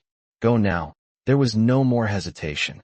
The raw certainty in Elias's voice was an anchor in the boy's fear. Finn nodded, his jaw set. While the other 4 men held the ropes to the anvil with the last of their strength, Finn stripped off his wet woolen tunic and trousers. Clad only in his linen undertunic, his thin body seemed impossibly frail against the vast gray canvas of the flood. He tied the thick hemp rope around his waist, the knot bulky and awkward. He looked at Elias one last time. The blacksmith met his gaze and gave a single, sharp nod. It was all the blessing, all the encouragement he could offer. Finn slipped over the side of the raft, his gasps swallowed by the water. He began to swim, not with the powerful strokes of a practiced swimmer, but with a desperate, frantic energy, his head low in the water. The rope uncoiled behind him, a long, dark umbilicus connecting their failing island to the hope of land. On the raft, the remaining 4 men watched him go, their own suffering momentarily forgotten. Finn's journey was their own. Every stroke he took was a prayer. The 2 quarrymen, brothers who had rarely spoken a full sentence all day, began to mutter encouragement under their breath. "That's it, lad. Keep going. Easy now." On the shore, the crowd saw him. A collective gasp went through them. They watched the small, pale figure struggling through the gray water, the rope trailing behind him like a sin. "He'll never make it," Morwen's voice boomed, full of a grim, prophetic authority. "The blacksmith is sacrificing a boy for his pride. Look at him. The cold will take him before he's halfway there." Alara's heart seized. She clutched the small wooden bird in her pocket so tightly her knuckles ached. She wanted to scream at Morwen, to silence his poisonous words, but her throat was locked with fear. She could only watch, her every muscle tensed as if she could pull Finn to safety with her own will. Father Theron stepped forward, his old eyes fixed on the struggling swimmer. "He is not swimming for pride, Morwen," the priest said, his voice quiet but carrying over the crowd. "He is swimming for all of us. He is the messenger." Finn was slowing. They could all see it. His strokes were becoming ragged, his head dipping lower. The weight of the waterlogged rope was pulling him down. He was in the grip of the deep cold, his limbs turning to lead. "He's failing," someone whispered. The whisper spread, a virus of despair. But then, from near the water's edge, another figure moved. It was Owain's wife, Brenna, a stern, broad-hipped woman with work-roughened hands. Without a word, she waded into the water, the icy flood swirling around her knees, then her waist. She did not stop until she was chest-deep, her feet sinking into the treacherous mud. "Here, boy," she shouted, her voice a raw, powerful cry that seemed to startle the very air. "To me. I have you." Her voice reached Finn. He lifted his head, his eyes finding her. She was a beacon, a solid point in his blurry, failing vision. The sight of her, standing in the water, waiting for him, seemed to give him a new surge of strength. He changed his angle, aiming directly for her. His last 10 yards were a clumsy, agonizing crawl, more of a scramble than a swim. He reached her, his hands grabbing blindly for her outstretched arm. She caught him, her grip like iron, and hauled him towards the shore, dragging him through the last few feet of sucking mud until he collapsed, coughing and shivering violently, on the bank. A wave of relief so profound it was dizzying washed over Alara. The crowd surged forward. Several women ran to Finn, wrapping him in their own dry cloaks, rubbing his blue-tinged limbs, forcing a flask of watered wine between his chattering teeth. Brenna did not tend to the boy. Her task was not yet done. She turned back to the water and began to haul on the rope, her face set in a mask of grim determination. "Well?" she roared at the crowd of gawking men. "Are you going to stand there and watch a woman do your work? Or are you going to help my husband bring that thing home?" Her words were a lash. The men, who had been standing, caught between Morwen's cynicism and Theron's faith, were shamed into action.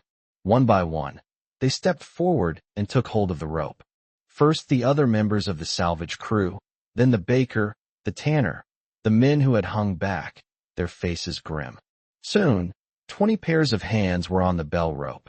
It stretched from the water's edge up the muddy slope of the churchyard, a thick, living sinew connecting the people to the 4 men on the raft. Morwen stood apart, his face a thundercloud of fury and impotence.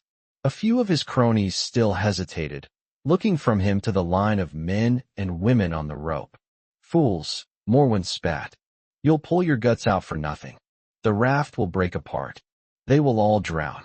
One of the men who had been with him, a young farmer whose land bordered Morwen's, shook his head. "Maybe, Morwen. But my wife's brother is on that raft. I'll not stand here and watch him die. He left Morwen's side and took his place on the rope. The last of the dissenters followed, leaving the sheep farmer standing alone, isolated by his own bitterness. Back on the raft, Elias saw the line form. He saw the rope grow taut. A feeling he had not allowed himself to feel, a dangerous and fragile thing, flickered in his chest. It was not yet hope, but the precursor to it. They have it, he said to the others. Get ready. Owain, you and I will use the poles. Steer us. Keep the nose pointed to the shore. You too, he said to the quarryman. Keep the anvil from swinging. Use your weight. If it starts to swing, we capsize. He looked back to the shore and raised his arm, a signal. On the bank, Father Theron, who stood at the head of the line, saw the signal. Together, he called out, his old voice surprisingly strong. Find a rhythm. It is not a sprint.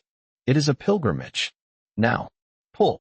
The line of people leaned back, their boots slipping in the mud, their collective groan a single, unified sound.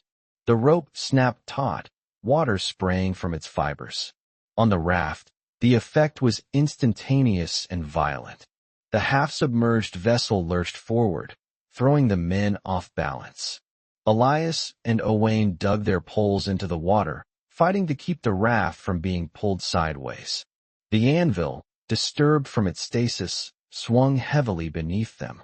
Lean right, Elias roared. The quarrymen threw their weight to the starboard side, their boots skidding on the wet planks, and the raft stabilized, groaning in protest. The pull from the shore was not constant. It came in waves, a rhythmic heave and hold. On the shore, the people chanted. It started with one voice, then another, until it became a chorus, a work song born of desperation. Heave and hold. Heave and hold. It was the rhythm of a great, slow heart, the pulse of a community rediscovering itself. Every heave brought the raft a few feet closer to the shore. Every hold was a moment of terrifying stillness, where the raft would try to settle and the anvil would threaten to swing. For the 4 men on board, it was an agonizing dance. They pulled, they leaned, they balanced, their bodies screaming with the effort. The water around them was a treacherous landscape. They had to navigate around the submerged crown of an oak tree, its branches reaching up like skeletal fingers to snag them. They scraped over the hidden ridge of a stone wall, the raft shuddering as if it had struck a reef. Time ceased to have meaning. There was only the cycle of pull and strain, the chant from the shore, and the constant, imminent threat of disaster. Elias's world was reduced to the feel of the pole in his hands, the groaning of the timbers beneath his feet, and the sight of the church, growing infinitesimally larger with each pull. He felt a strange connection to the people on the rope. He could feel their effort in the vibrations that traveled along the rope and through the raft. They were no longer separate entities. They were one machine, one will, focused on a single task. Then, disaster struck. They were 20 yards from the shore when the raft came to a sudden, jarring halt. The rope went slack for a second, causing the haulers on the bank to stumble. Then the next heave came, and the rope snapped taut with the force of a thunderclap. The raft did not move. It was snagged, caught fast on something submerged and unyielding. The violent stop sent a shock wave through the vessel. One of the main crossbeams, already weakened, cracked with a sound like a pistol shot. The raft sagged dangerously in the middle, the anvil pulling it down. It's caught. Owain yelled, his voice ragged with panic. We're snagged on something. On the shore, the line of haulers felt the dead, immovable resistance. Confusion rippled through them. Pull harder, someone shouted. No, Elias roared, his voice carrying across the water, raw and commanding. Slack. Give us slack. Father Theron understood immediately. Hold, he commanded. Let out the rope. Slowly, the people eased their grip, letting the rope slide through their raw hands, feeding it back towards the raft. Elias grabbed the slack, his mind racing. He and Owain probed the water around them with their poles. "There," Owain said, his pole striking something solid. The old market cross. The stone base. Were wedged against it. The stone cross, a landmark for generations, was now a deadly obstacle. The raft was pinned against it, and the current was pushing them broadside, threatening to tip them over completely. "We have to go over it or around it," Elias said, his breath coming in ragged pants. He looked at the water swirling around the obstacle.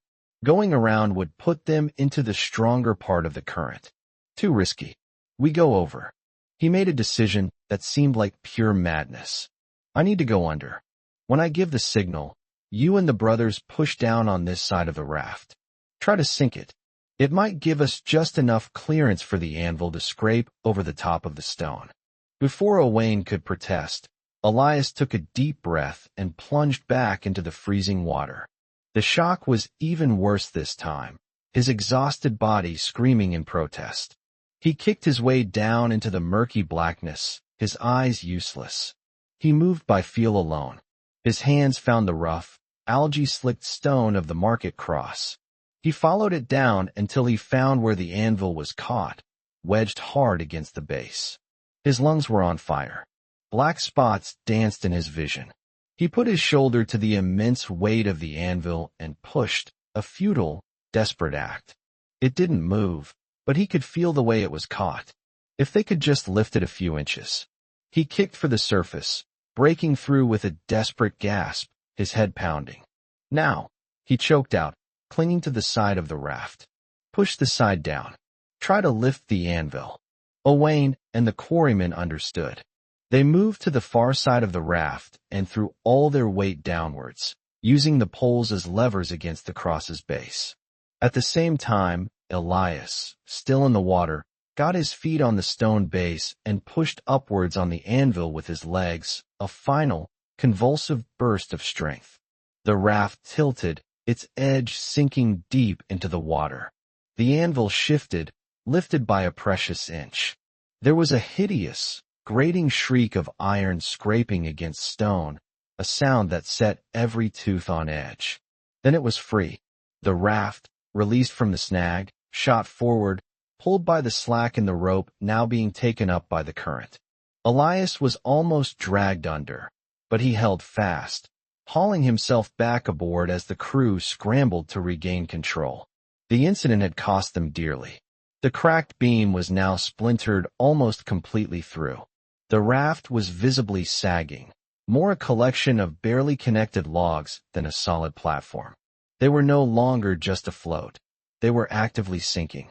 "Pull!" Elias roared towards the shore, his voice a desperate, primal scream. "Pull now? Pull for your lives." The message needed no explanation. The people on the shore saw the state of the raft. The rhythmic chant was abandoned, replaced by a single, desperate, sustained effort. They dug their heels into the mud and pulled, their muscles burning, their hands bleeding. The last 20 yards were not a crawl. They were a frantic, brutal fight against time. The raft, now half submerged, slid through the water, leaving a deep wake. The men on board used their poles as rudders, fighting to keep it straight as it was dragged, dead weight and all, towards the muddy bank. With a final, sucking groan, the front of the raft ran aground in the shallow mud. It had arrived, but it was not over. The anvil was still on the sinking platform, a beached whale tethered to his sinking ship. A ragged, breathless cheer went up from the haulers, but it died quickly, replaced by the grim reality of the final problem. The anvil was here, but it was not home. Elias stumbled off the raft and onto the muddy bank, his legs barely holding him. He stood for a moment, dripping and shivering, looking at the faces of his people. He saw exhaustion, pain, and raw, bleeding hands. But he also saw something else in their eyes, something that had not been there that morning. A profound silence fell. It was not the silence of shock or fear, but of sheer, unadulterated awe. No one cheered. The effort had been too great, the cost too high. They simply stood, panting, their bodies trembling with exhaustion, and stared. They had done it. The anvil sat in the churchyard, black and silent, a piece of the old world dragged by sheer force of will into the new. It was ugly, inert, a lump of cold iron. But to the people of Ethelgard, it was the most beautiful thing they had ever seen. It was their foundation stone. It was their promise. Elias let the rope fall from his bleeding hands. He swayed on his feet, the world tilting around him. The adrenaline that had sustained him for hours drained away, leaving a hollow space filled with an exhaustion so deep it felt like death.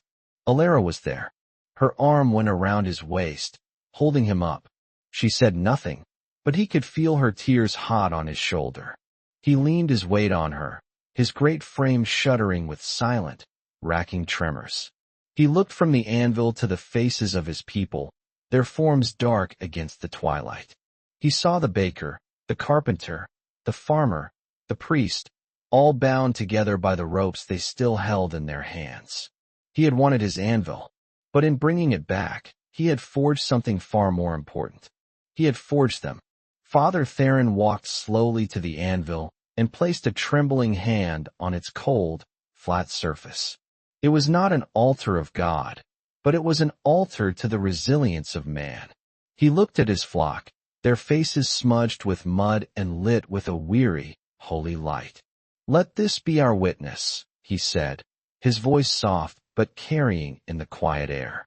"That in the deepest water we did not forget the fire. That in the darkest hour we remembered how to build." The first star of evening pricked the purple gloom above them, a single, sharp point of light.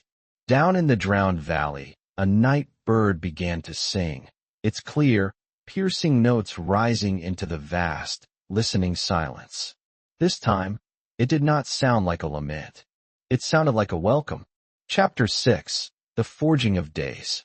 The silence that followed the anvil's arrival was heavier than the iron itself. It was a silence born of bone-deep exhaustion and a kind of holy shock. For a long minute, the people of Ethelgard simply stood, tethered to one another by the ropes that lay slack in their hands, their collective gaze fixed on the dark shape that had cost them so much. The sky bled its last light onto the scene, casting them as figures of mud and twilight, a frieze depicting a myth that had only just been made real. Then, the spell broke, not with a cheer, but with a collective, shuddering exhalation, the sound of 100 bodies remembering their own pain. A woman sobbed quietly, a sound of pure relief. A man sank to his knees in the mud, head bowed, the ropes slipping from his raw, blistered palms.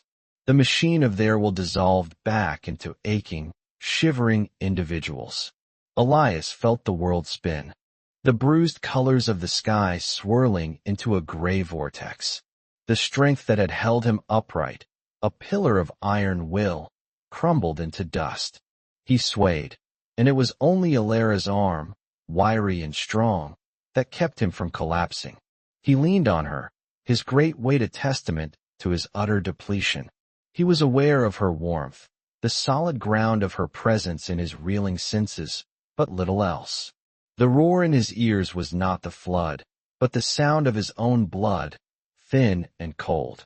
"It is done," he heard her whisper, her voice close to his ear, a thread of calm in the chaos of his senses. "Elias, it is done." He managed a nod, a movement that felt as momentous as lifting the anvil itself. His gaze drifted from the dark iron to the faces of his people. He saw Finn, the young well-warden, swaddled in cloaks near the church door, his body still trembling with violent shivers, but his eyes, wide and luminous, fixed on Elias with an expression of unwavering awe. He saw Owain the carpenter clap a quarryman on the shoulder, a gesture of shared, wordless understanding. He saw Brenna, her face a mask of grim satisfaction, coiling a rope with the efficient motions of a woman who knows a job is only truly finished when the tools are put away. They had not just followed him. They had become a part of the act, their own wills forged into the great endeavor. The victory was not his. It was a shared cup from which they had all drunk, and it had filled them with something more nourishing than wine. Inside, Alara urged gently, her hand on his back. You must get warm. All of you. Her voice rose, addressed to the others. To the church. Everyone. We have a fire. We have what little food remains. We will share it. Her words, simple and practical, were the command they needed. The day's stillness gave way to slow, stiff movement. People helped each other up, their limbs creaking like wet timber. The crew from the raft were treated like heroes and invalids both, supported by their neighbors as they stumbled towards the looming darkness of the church porch. Alara guided Elias through the throng. He was a giant moving in a dream, his feet leaden in the sucking mud. As they passed the anvil, he stopped, compelled to place a hand on its surface. The iron was brutally cold, its chills seeping through his skin, a stark reminder of the water it had slept in. But beneath the cold, there was a solidity, an ancient and unyielding permanence that seemed to flow into him, a small loan of its own immense strength. This was his center. The heart of his world returned to him. Inside the nave of St. Cedricus, a great fire had been built in the central aisle, directly on the stone flagstones. The risk of blackening the sacred floor was a concern for a world that no longer existed. Now, the fire was the only altar that mattered. Its light flickered against the stone pillars and danced upon the carved faces of saints, making them seem to smile or weep in the shifting shadows. The air was thick with the smell of wood smoke, damp wool, and the press of unwashed bodies. It was the smell of refuge. They sat him on a pew near the flames, and the heat was a physical blow, a pain that was also a profound pleasure. He closed his eyes, his head bowed, listening to the murmur of voices, the crackle of the fire, the quiet sounds of a community tending to itself. Someone pressed a wooden cup of hot, watered-down ale into his hands. He drank it greedily, the warmth spreading through his chest, chasing away a small part of the deep, invasive cold. When he opened his eyes, Alara was kneeling before him, a basin of steaming water at her feet and strips of clean linen in her lap. Torn from an altar cloth, he noted with a distant part of his mind. She took his hands in hers without a word. They were a ruin. The skin was raw, the knuckles skinned and bleeding, the palms a mess of torn blisters from his grip on the pole and ropes. Gently, she began to clean them, her touch infinitely careful. He flinched as the hot water met the raw flesh, a sharp, clean sting. "I'm sorry," she murmured, her head bent over her work. "Don't be," he said, his voice a rough rasp. "It is a small price." "It is never a small price, Elias," she answered, not looking up. Her dark hair fell forward, hiding her face, but he could hear the emotion thickening her voice. "You gave everything today. You asked them to give everything. I saw it in their faces. They were afraid. They thought you were leading them to ruin. And now," he asked, watching the deft and tender movements of her fingers as she wrapped the clean linen around his palms. She finally looked up, her eyes reflecting the firelight.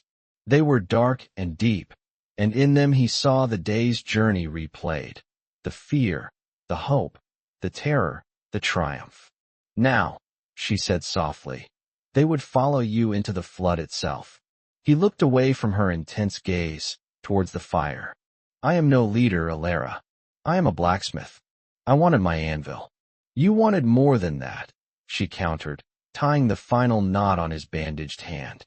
"You wanted them to believe they could do more than just huddle here and wait for the water to recede or the food to run out. You wanted to give them a reason to fight. The anvil, it was just the shape of that reason." He had no answer for that, because she was right.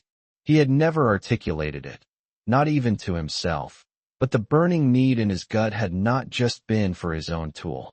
It had been a rage against their surrender, against the quiet, creeping despair that had been flooding them as surely as the river had flooded their homes. Alara finished her work and sat back on her heels. She did not move away, but remained there, kneeling before him, her presence a quiet anchor. Around them, the life of the village in exile went on. A thin stew was being ladled out, made from the last of their salted meat and a few handfuls of winter vegetables. The sound of spoons scraping against wooden bowls was a comforting percussion. Father Theron moved through the crowd, his old voice a low murmur of prayer and encouragement, his hand resting on a shoulder here, offering a quiet word there. Elias saw Owain gesturing with a piece of bread, already describing to a captive audience how they had navigated the submerged oak.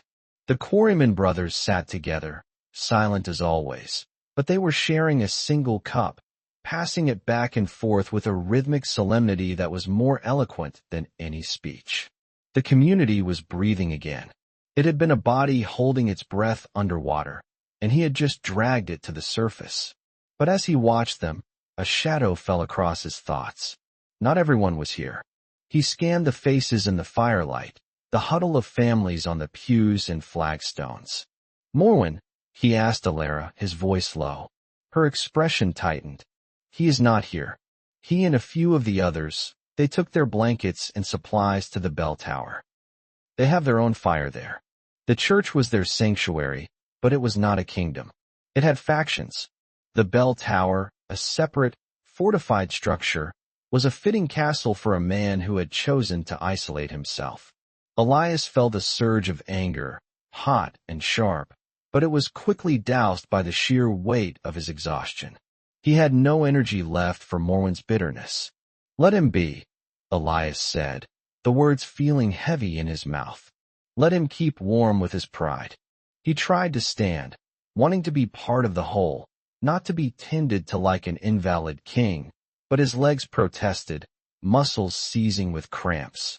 He gritted his teeth, a low groan escaping him.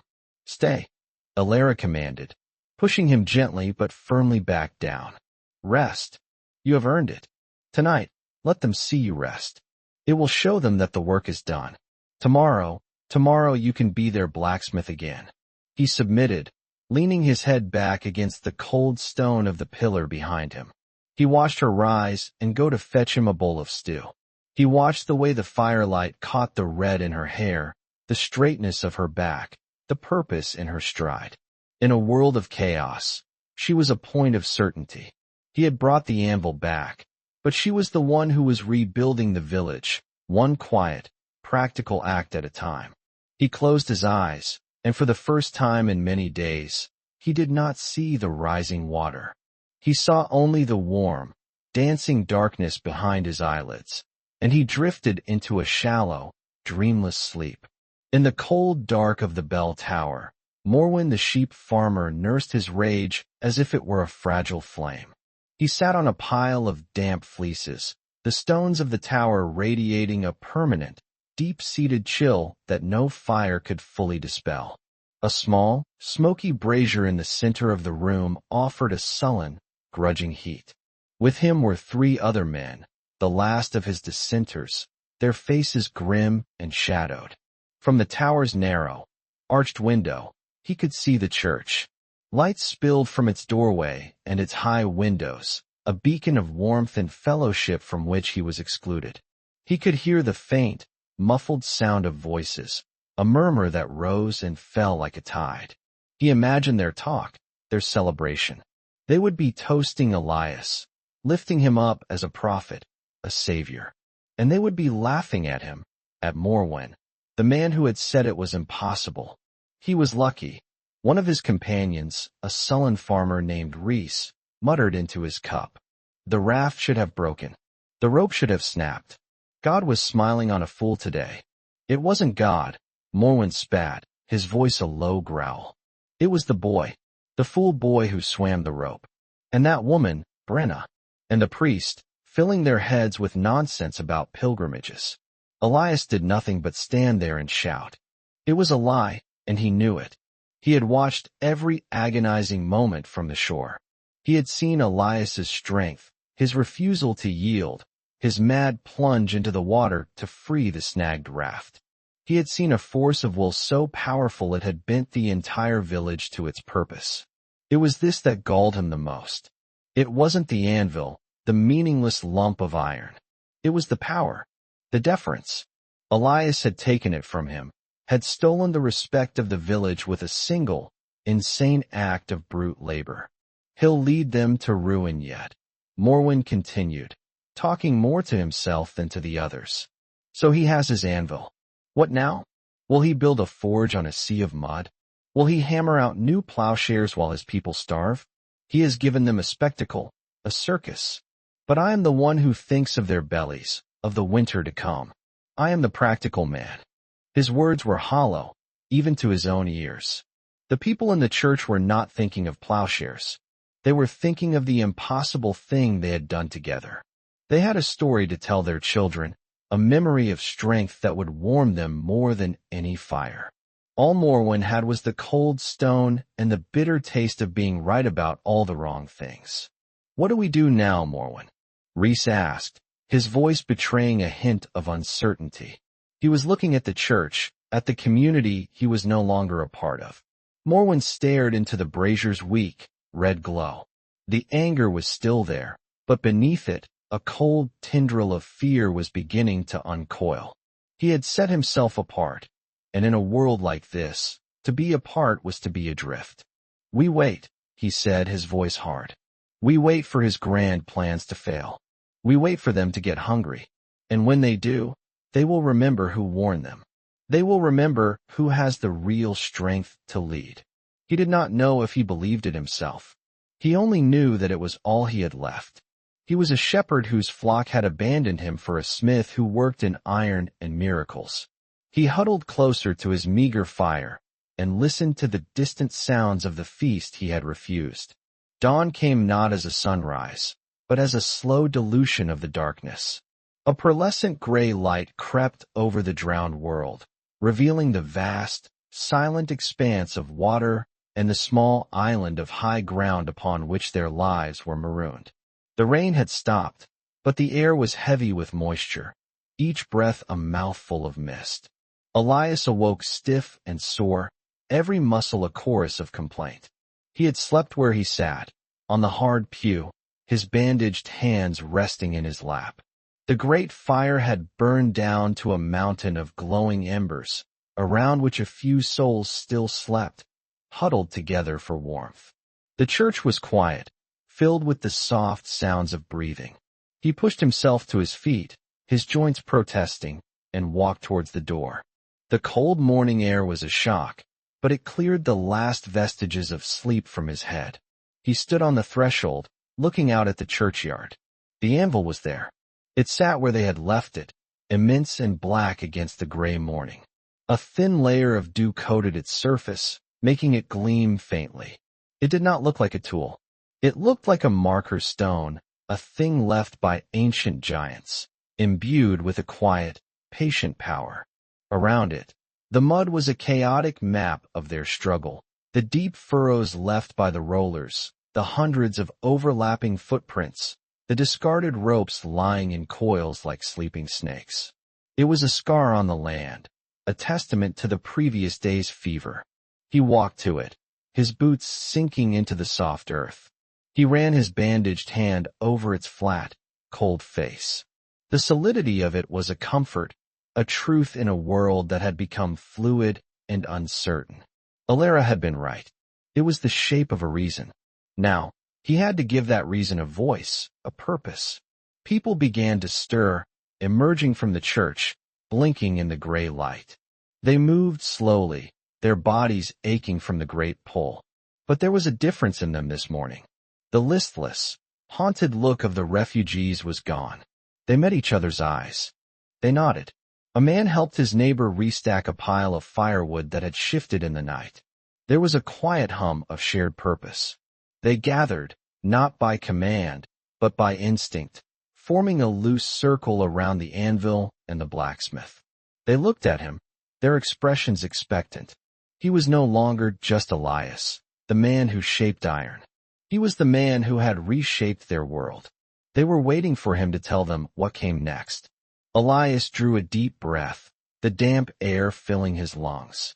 He stood tall, his great height making him a natural focal point, his bandaged hands resting on the anvil as if it were a lectern. Yesterday, he began, his voice rough but carrying in the still air, You did an impossible thing. You looked into the heart of the flood, and you pulled back a piece of our world. You did it with your own hands, with your own strength. No one did it for you. Remember that.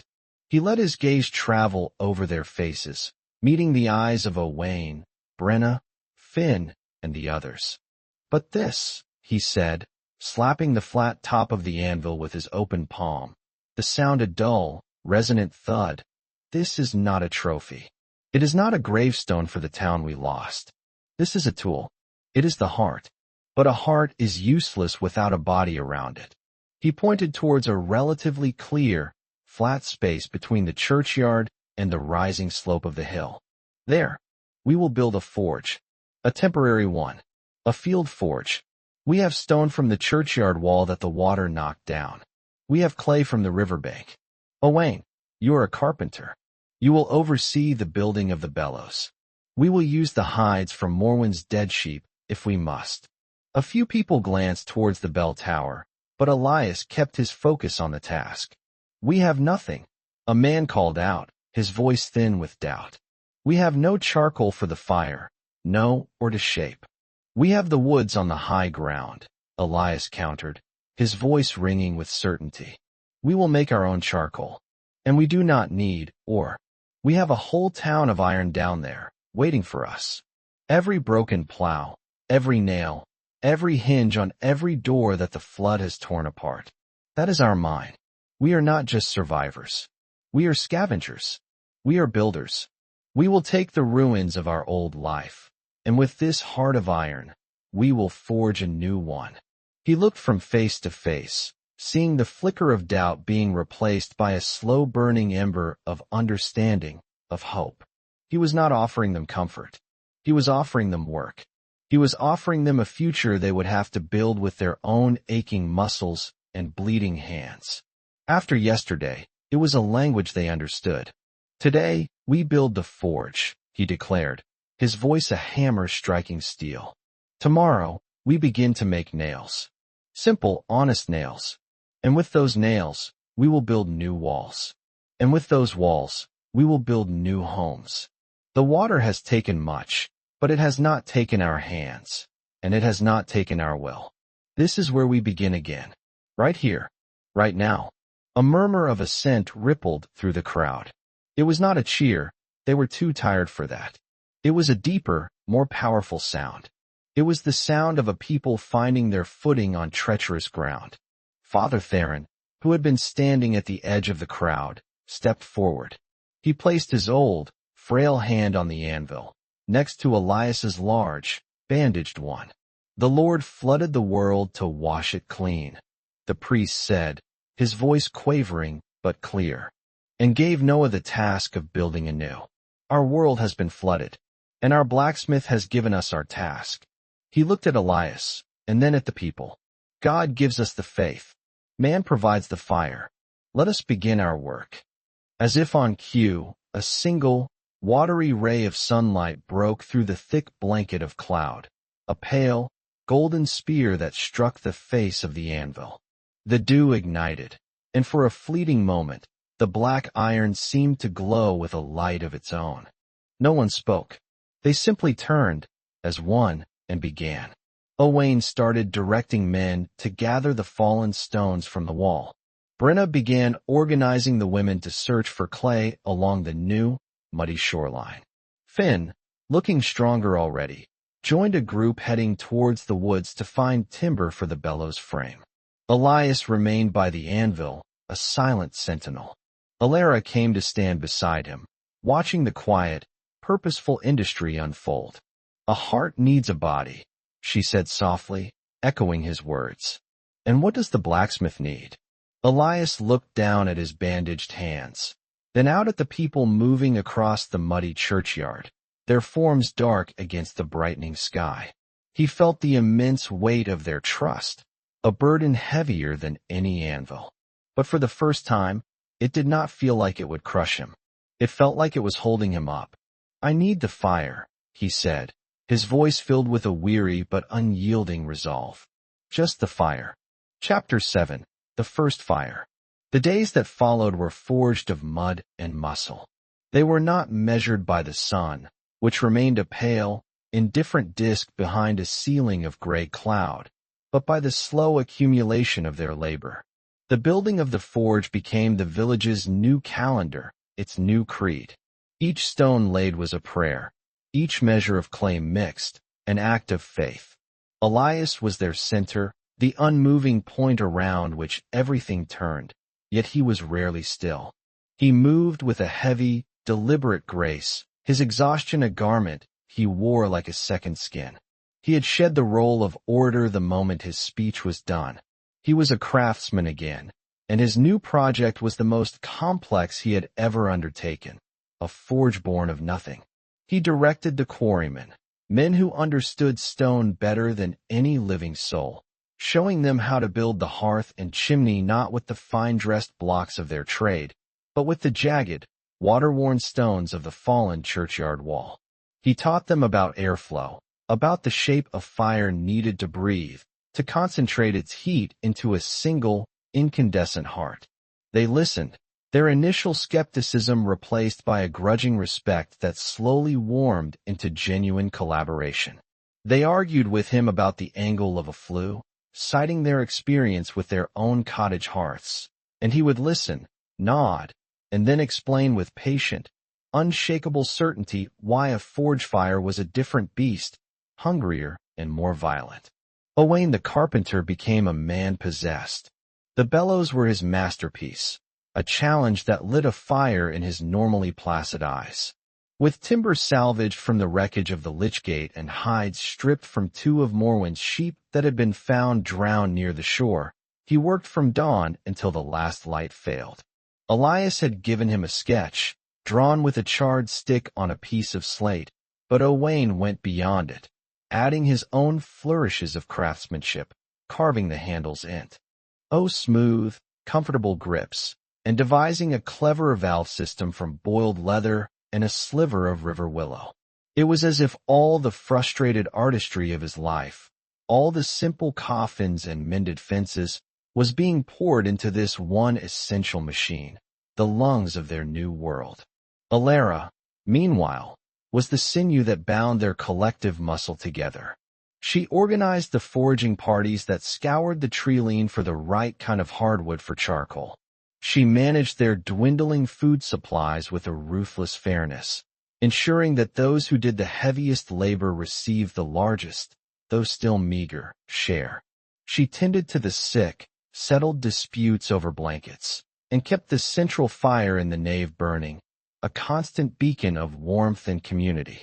She saw the entirety of their survival, not just the forge, and Elias understood that while he might be building the heart, she was keeping the body alive long enough for it to beat. They worked, and in the working, they were remade. The dull shock of loss was burned away by the heat of effort. The shared rhythm of lifting stones and hauling wood became a kind of silent song. They began to speak of the future not as a terrifying void, but as the thing that would be built with the nails the forge would one day produce. The children, at first listless and fearful, began to play again, their games mimicking the work of their parents, building miniature forges of mud and twigs. Finn, recovered from his ordeal, became Elias's shadow. The boys all had transformed into a quiet, intense apprenticeship. He watched Elias's every move, anticipated his need for a tool or a heavier stone, and asked endless, intelligent questions. He was the first to volunteer for the charcoal burn, a process Elias had only known from the stories of his grandfather. They built a great mound of hardwood in a clearing on the hill, covered it with turf and earth, and set a small fire in its core. For 3 days and 2 nights, Elias and Finn tended it, never sleeping at the same time, their faces smeared with soot, their eyes red from the smoke that trickled from vents in the mound. It was a slow, alchemical process, cooking the water and sap from the wood, leaving behind the pure, black carbon that would fuel their future. On the 3rd morning, they broke open the mound. Inside, piled like the bones of a great beast, was a cache of brittle, feather-light charcoal. It rang with a metallic chime when 2 pieces were struck together. It was perfect. They had made fuel. On the fourth day, the forge was finished. It stood squat and solid, a primitive, powerful thing of stone and clay, its newness a stark contrast to the ancient gray walls of the church beside it. Owain's bellows were mounted on a sturdy frame, its leather sides oiled and supple, its great wooden handles waiting. A hush fell over the gathered village as Finn and two other youths carried the baskets of charcoal and carefully laid them in the stone hearth. All eyes turned to Elias. This was his altar, his moment. He stood before the forge, his bandaged hands now replaced with clean, healing skin. He felt the weight of every gaze, the fragile, heavy burden of their collective hope. He looked to Alara, who stood near the front, her face calm and steady. She gave him a small, almost imperceptible nod. It was all the encouragement he needed. He took a firebrand from the church fire, a piece of glowing oak. He held it to the small pile of tinder he had laid beneath the charcoal. A thin curl of smoke rose, then a tiny, hesitant flame licked at the kindling. "The bellows," he said, his voice low and steady. Owain and a quarryman took their places at the great handles. They began to push, slowly at first. A soft whoosh of air sighed from the clay nozzle, stirring the embers. The flame flickered, grew bolder. They pumped faster, finding a rhythm. The sigh became a steady breath, then a growing roar. The pile of charcoal began to glow, a faint red blush deep in its center. The glow spread, a living thing waking from a long sleep. Sparks flew up, dancing like fireflies against the gray stone of the chimney. The red deepened to a furious orange, then to a blinding yellow-white at the core. A column of heat rose from the hearth, a physical presence that pushed the watchers back, making them shield their faces. The air sang with the sound of the forced draft, the deep, hungry roar of a fire hotter than any of them had ever seen. It was alive. A cheer went up, a raw, spontaneous sound of pure triumph. It was the cheer they had been unable to summon when they landed the anvil. This was different. The anvil was a recovery, a reclamation of the past. The fire was a creation, a defiant birth of the future. They had not just brought back a tool, they had mastered an element. They had made a sun in the middle of their drowned world. Elias did not cheer. He watched the fire, his face illuminated by its fierce light, his expression one of profound, almost painful concentration. He felt its power, a wild energy that he would have to tame and shape to his will. He was a blacksmith again. He was home. From the slit window of the bell tower, the light of the forge fire was an insult. It was a brazen, arrogant star that had appeared in Morwen's gray universe, and its heat seemed to reach across the muddy expanse to mock his own sullen brazier. He had watched them for 4 days, his bitterness curdling into a thick, black poison in his gut. He had watched them work together, seen the purpose in their stride, heard the low murmur of their shared labor. He had told himself they were fools, playing at building in a world that was ending. But the roar of the bellows and the triumphant shout that followed was a sound he could not ignore. It was not the sound of foolishness. It was the sound of victory.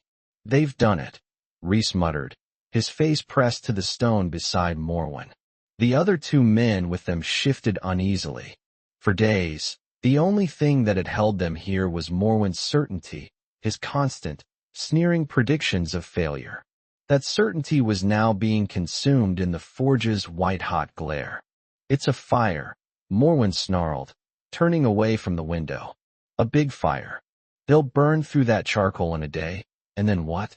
They've wasted their strength, their time. They should have been reinforcing the walls, rationing the food." "There is no food to ration, Morwen," said another man, Kadok, his voice quiet but firm. "My wife sent our boy over this morning." Alara gave him a piece of bread. "For the children. They are sharing what is left." The words were a physical blow. Sharing.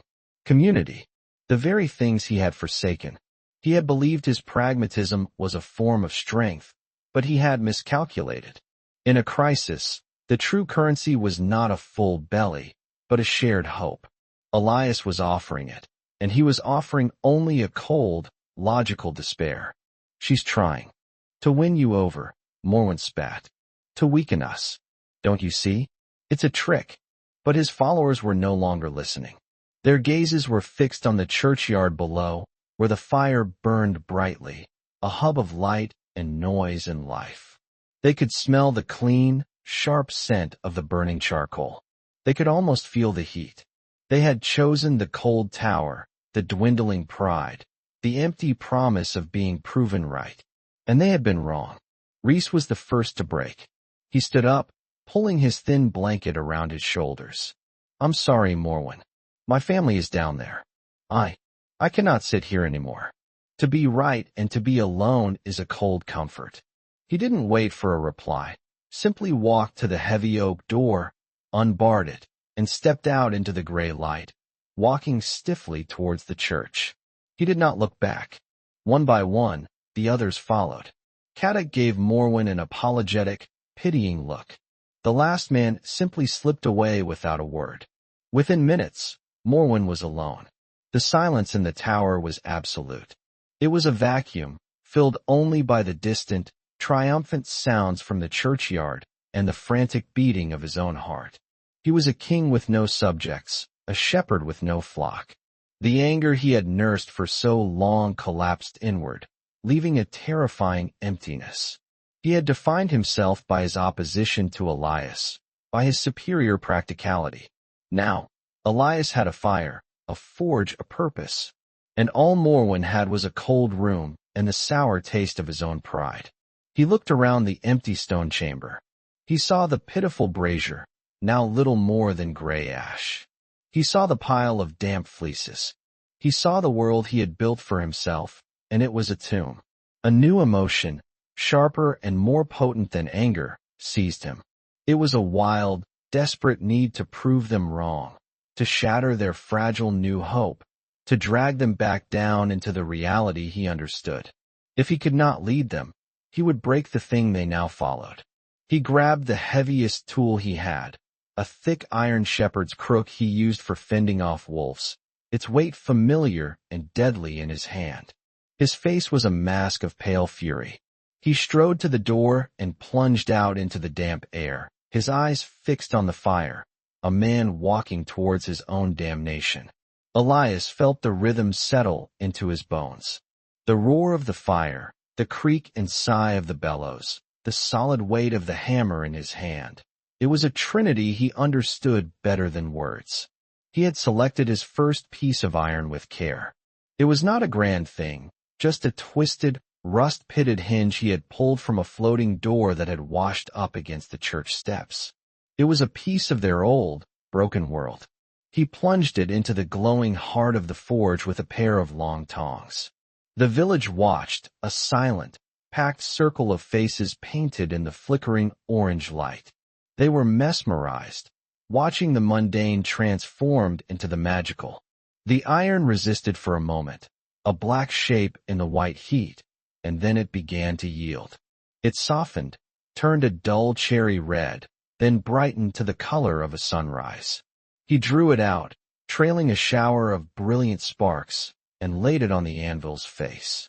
The anvil, which had sat cold and dormant for so long, seemed to welcome the heat. A hiss of steam rose as the dampness on its surface vaporized. This was the moment, the consummation of all their labor. The reason for the impossible pull, the aching muscles, the sleepless nights. He raised his hammer, judging the angle, feeling the balance, his entire being focused on this single, imminent strike. Stop! The voice was a raw tear in the fabric of the communal silence. Morwen stood at the edge of the circle, his face contorted, the heavy iron crook gripped in his white-knuckled fist. The crowd parted before him, a sea of fearful, uncertain faces. Stop this madness! Morwen shouted, striding forward until he was standing opposite Elias, with the anvil and the glowing iron between them. You play with your fire and your toys while the last of the food is eaten. You are a fraud, blacksmith. a performer giving them a show to distract them from their empty stomachs. Elias held the hammer aloft, his arm rigid. The iron on the anvil was cooling, its radiant orange fading back to a dull red. He looked at Morwen, seeing not just the man, but the embodiment of the despair he had been fighting all along. "What will you make, eh?" Morwen sneered, his voice rising with hysteria. "A pretty scroll for the church gate? A new crown for yourself? Your magic trick is useless. We need food, not fantasies." He was right, in a way. The hunger was real. The fear was justified. Elias could see the doubt flicker in the eyes of some of the villagers. Morwen's words were a cold wind threatening their new, fragile flame. Elias said nothing. He could have argued. He could have pointed out that Morwen's solution was to huddle and wait for death. He could have shamed him for abandoning them. But words were Morwen's weapon. Elias's was the hammer. He turned his back on Morwen. He ignored the gasp from the crowd and the shepherd's enraged sputtering. He placed the cooling iron back into the forge and nodded to Owain at the bellows. The roar intensified, and the iron began to glow once more, brighter this time, as if imbued with his own defiant will. "I am talking to you," Morwen roared, taking a step closer. Elias pulled the iron from the fire. It was nearly white, shimmering with heat. He placed it on the anvil, and then he brought the hammer down. Clang. The sound was shattering. It was not the dull thud of their work pulling the anvil from the mud. This was a clean, sharp, ringing note of pure creation. It was the sound a world makes when it is being born. It echoed off the church walls, silencing the wind, silencing Morwen, silencing every doubt. Clang. A second strike. Sparks flew in a brilliant arc, dying in the damp air. He turned the iron with his tongs, his movements economical and precise, a dance he had performed 1,000 times. Asterisk clang, clang, clang, asterisk. He was not angry. His strikes were not wild. They were measured, focused, each one with a purpose. He was drawing the iron out, shaping it, tapering it to a point. He was not just hitting a piece of metal. He was hammering home his answer. "This is not a fantasy," each blow sang. Asterisk, this is work. This is survival. This is the beginning. Asterisk. Morwen stood frozen, the crook hanging uselessly in his hand. His rage was no match for this sound, this act. He had come to break their hope, but their hope was being forged into hard iron right before his eyes. He watched as Elias worked, his face a mask of sweat and concentration, a priest at a holy altar. The villagers were no longer looking at Morwen. Their eyes were fixed on the anvil, on the glowing metal that was taking shape under the blacksmith's hammer. With a final series of lighter, quicker taps, Elias finished. He took the tongs, lifted the small, glowing object, and plunged it into the slack tub beside the forge. There was a violent hiss, a plume of steam, and then silence. He lifted it out. The metal was black and hard. He turned and held it up for all to see, balanced on the palm of his hand. It was a nail. A simple, four-sided, hand-wrought nail. It was not beautiful. It was not magical. It was thick and strong and utterly practical. A wave of understanding passed through the crowd. They looked from the nail in Elias's hand to the broken timbers piled nearby, to the rain-soaked walls of their temporary shelters. They saw it not as a nail, but as a joint, a fastening, a home, the first small, solid piece of their new world. Owain the carpenter let out a slow breath. "A good nail," he said, his voice filled with a craftsman's respect. It was the highest praise he could offer. The spell was broken. Morwen looked at the nail, then at the faces of the villagers, alight with a fierce, practical hope that he could not touch. He saw Elias, no longer a rival, but a force of nature he could not comprehend. He had lost. He had not been defeated in a fight, but rendered irrelevant by a single, perfectly forged nail. Without a word, he let the iron crook fall from his hand. It landed with a soft thud in the mud. He turned and walked away, not back to his empty tower, but away from the circle of light, a hunched, solitary figure dissolving into the gray twilight. No one stopped him. No one watched him go. Their eyes were on the blacksmith and the future he held in his hand. The days that followed were forged of fire and iron. The sound of Elias's hammer became the village's heartbeat, a steady, reassuring rhythm from dawn to dusk. He made nails, hundreds of them. Then he repaired their broken tools, axe heads, saw blades, cooking spits.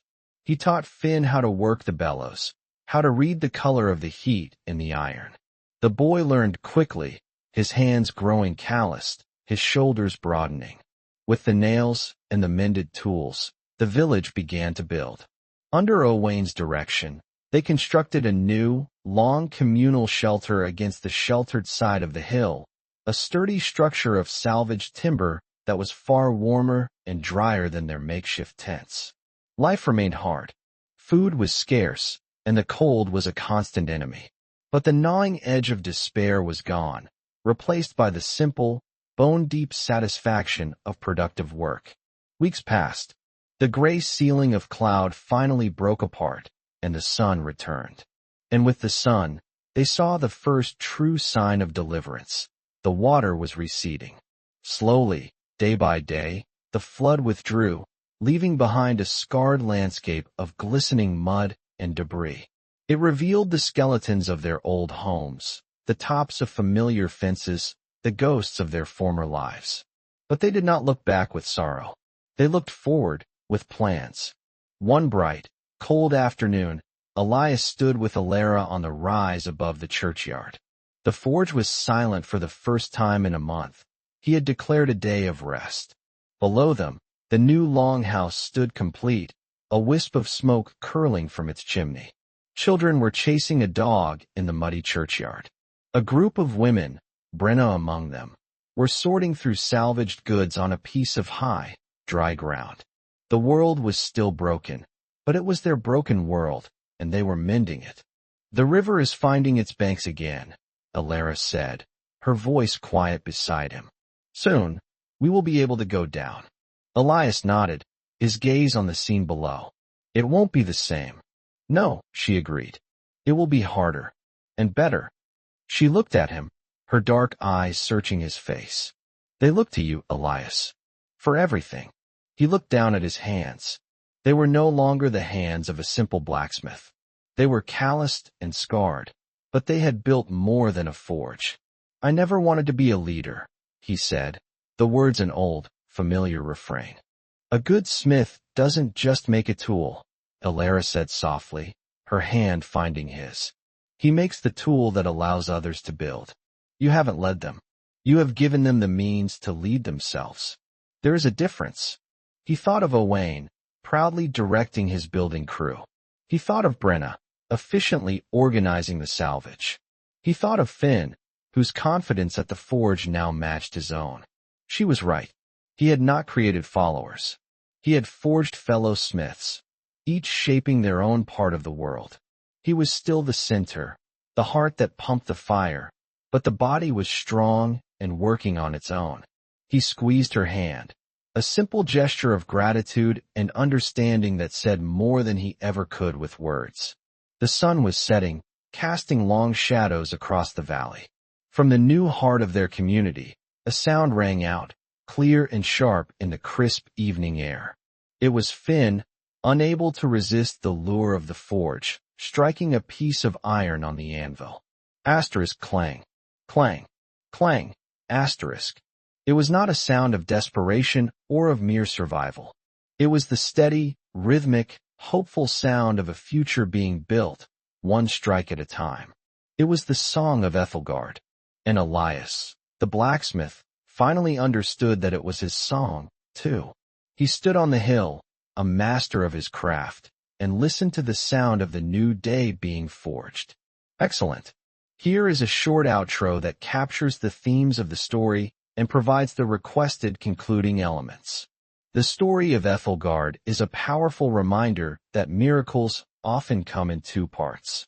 First, there is the miracle of faith, the divine shield that gathered the people in their house of stone, protecting them when all seemed lost.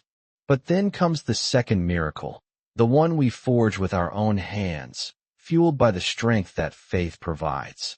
Their prayer was the bell that called them together, and their resilience was the hammer that built their future upon the anvil of hope.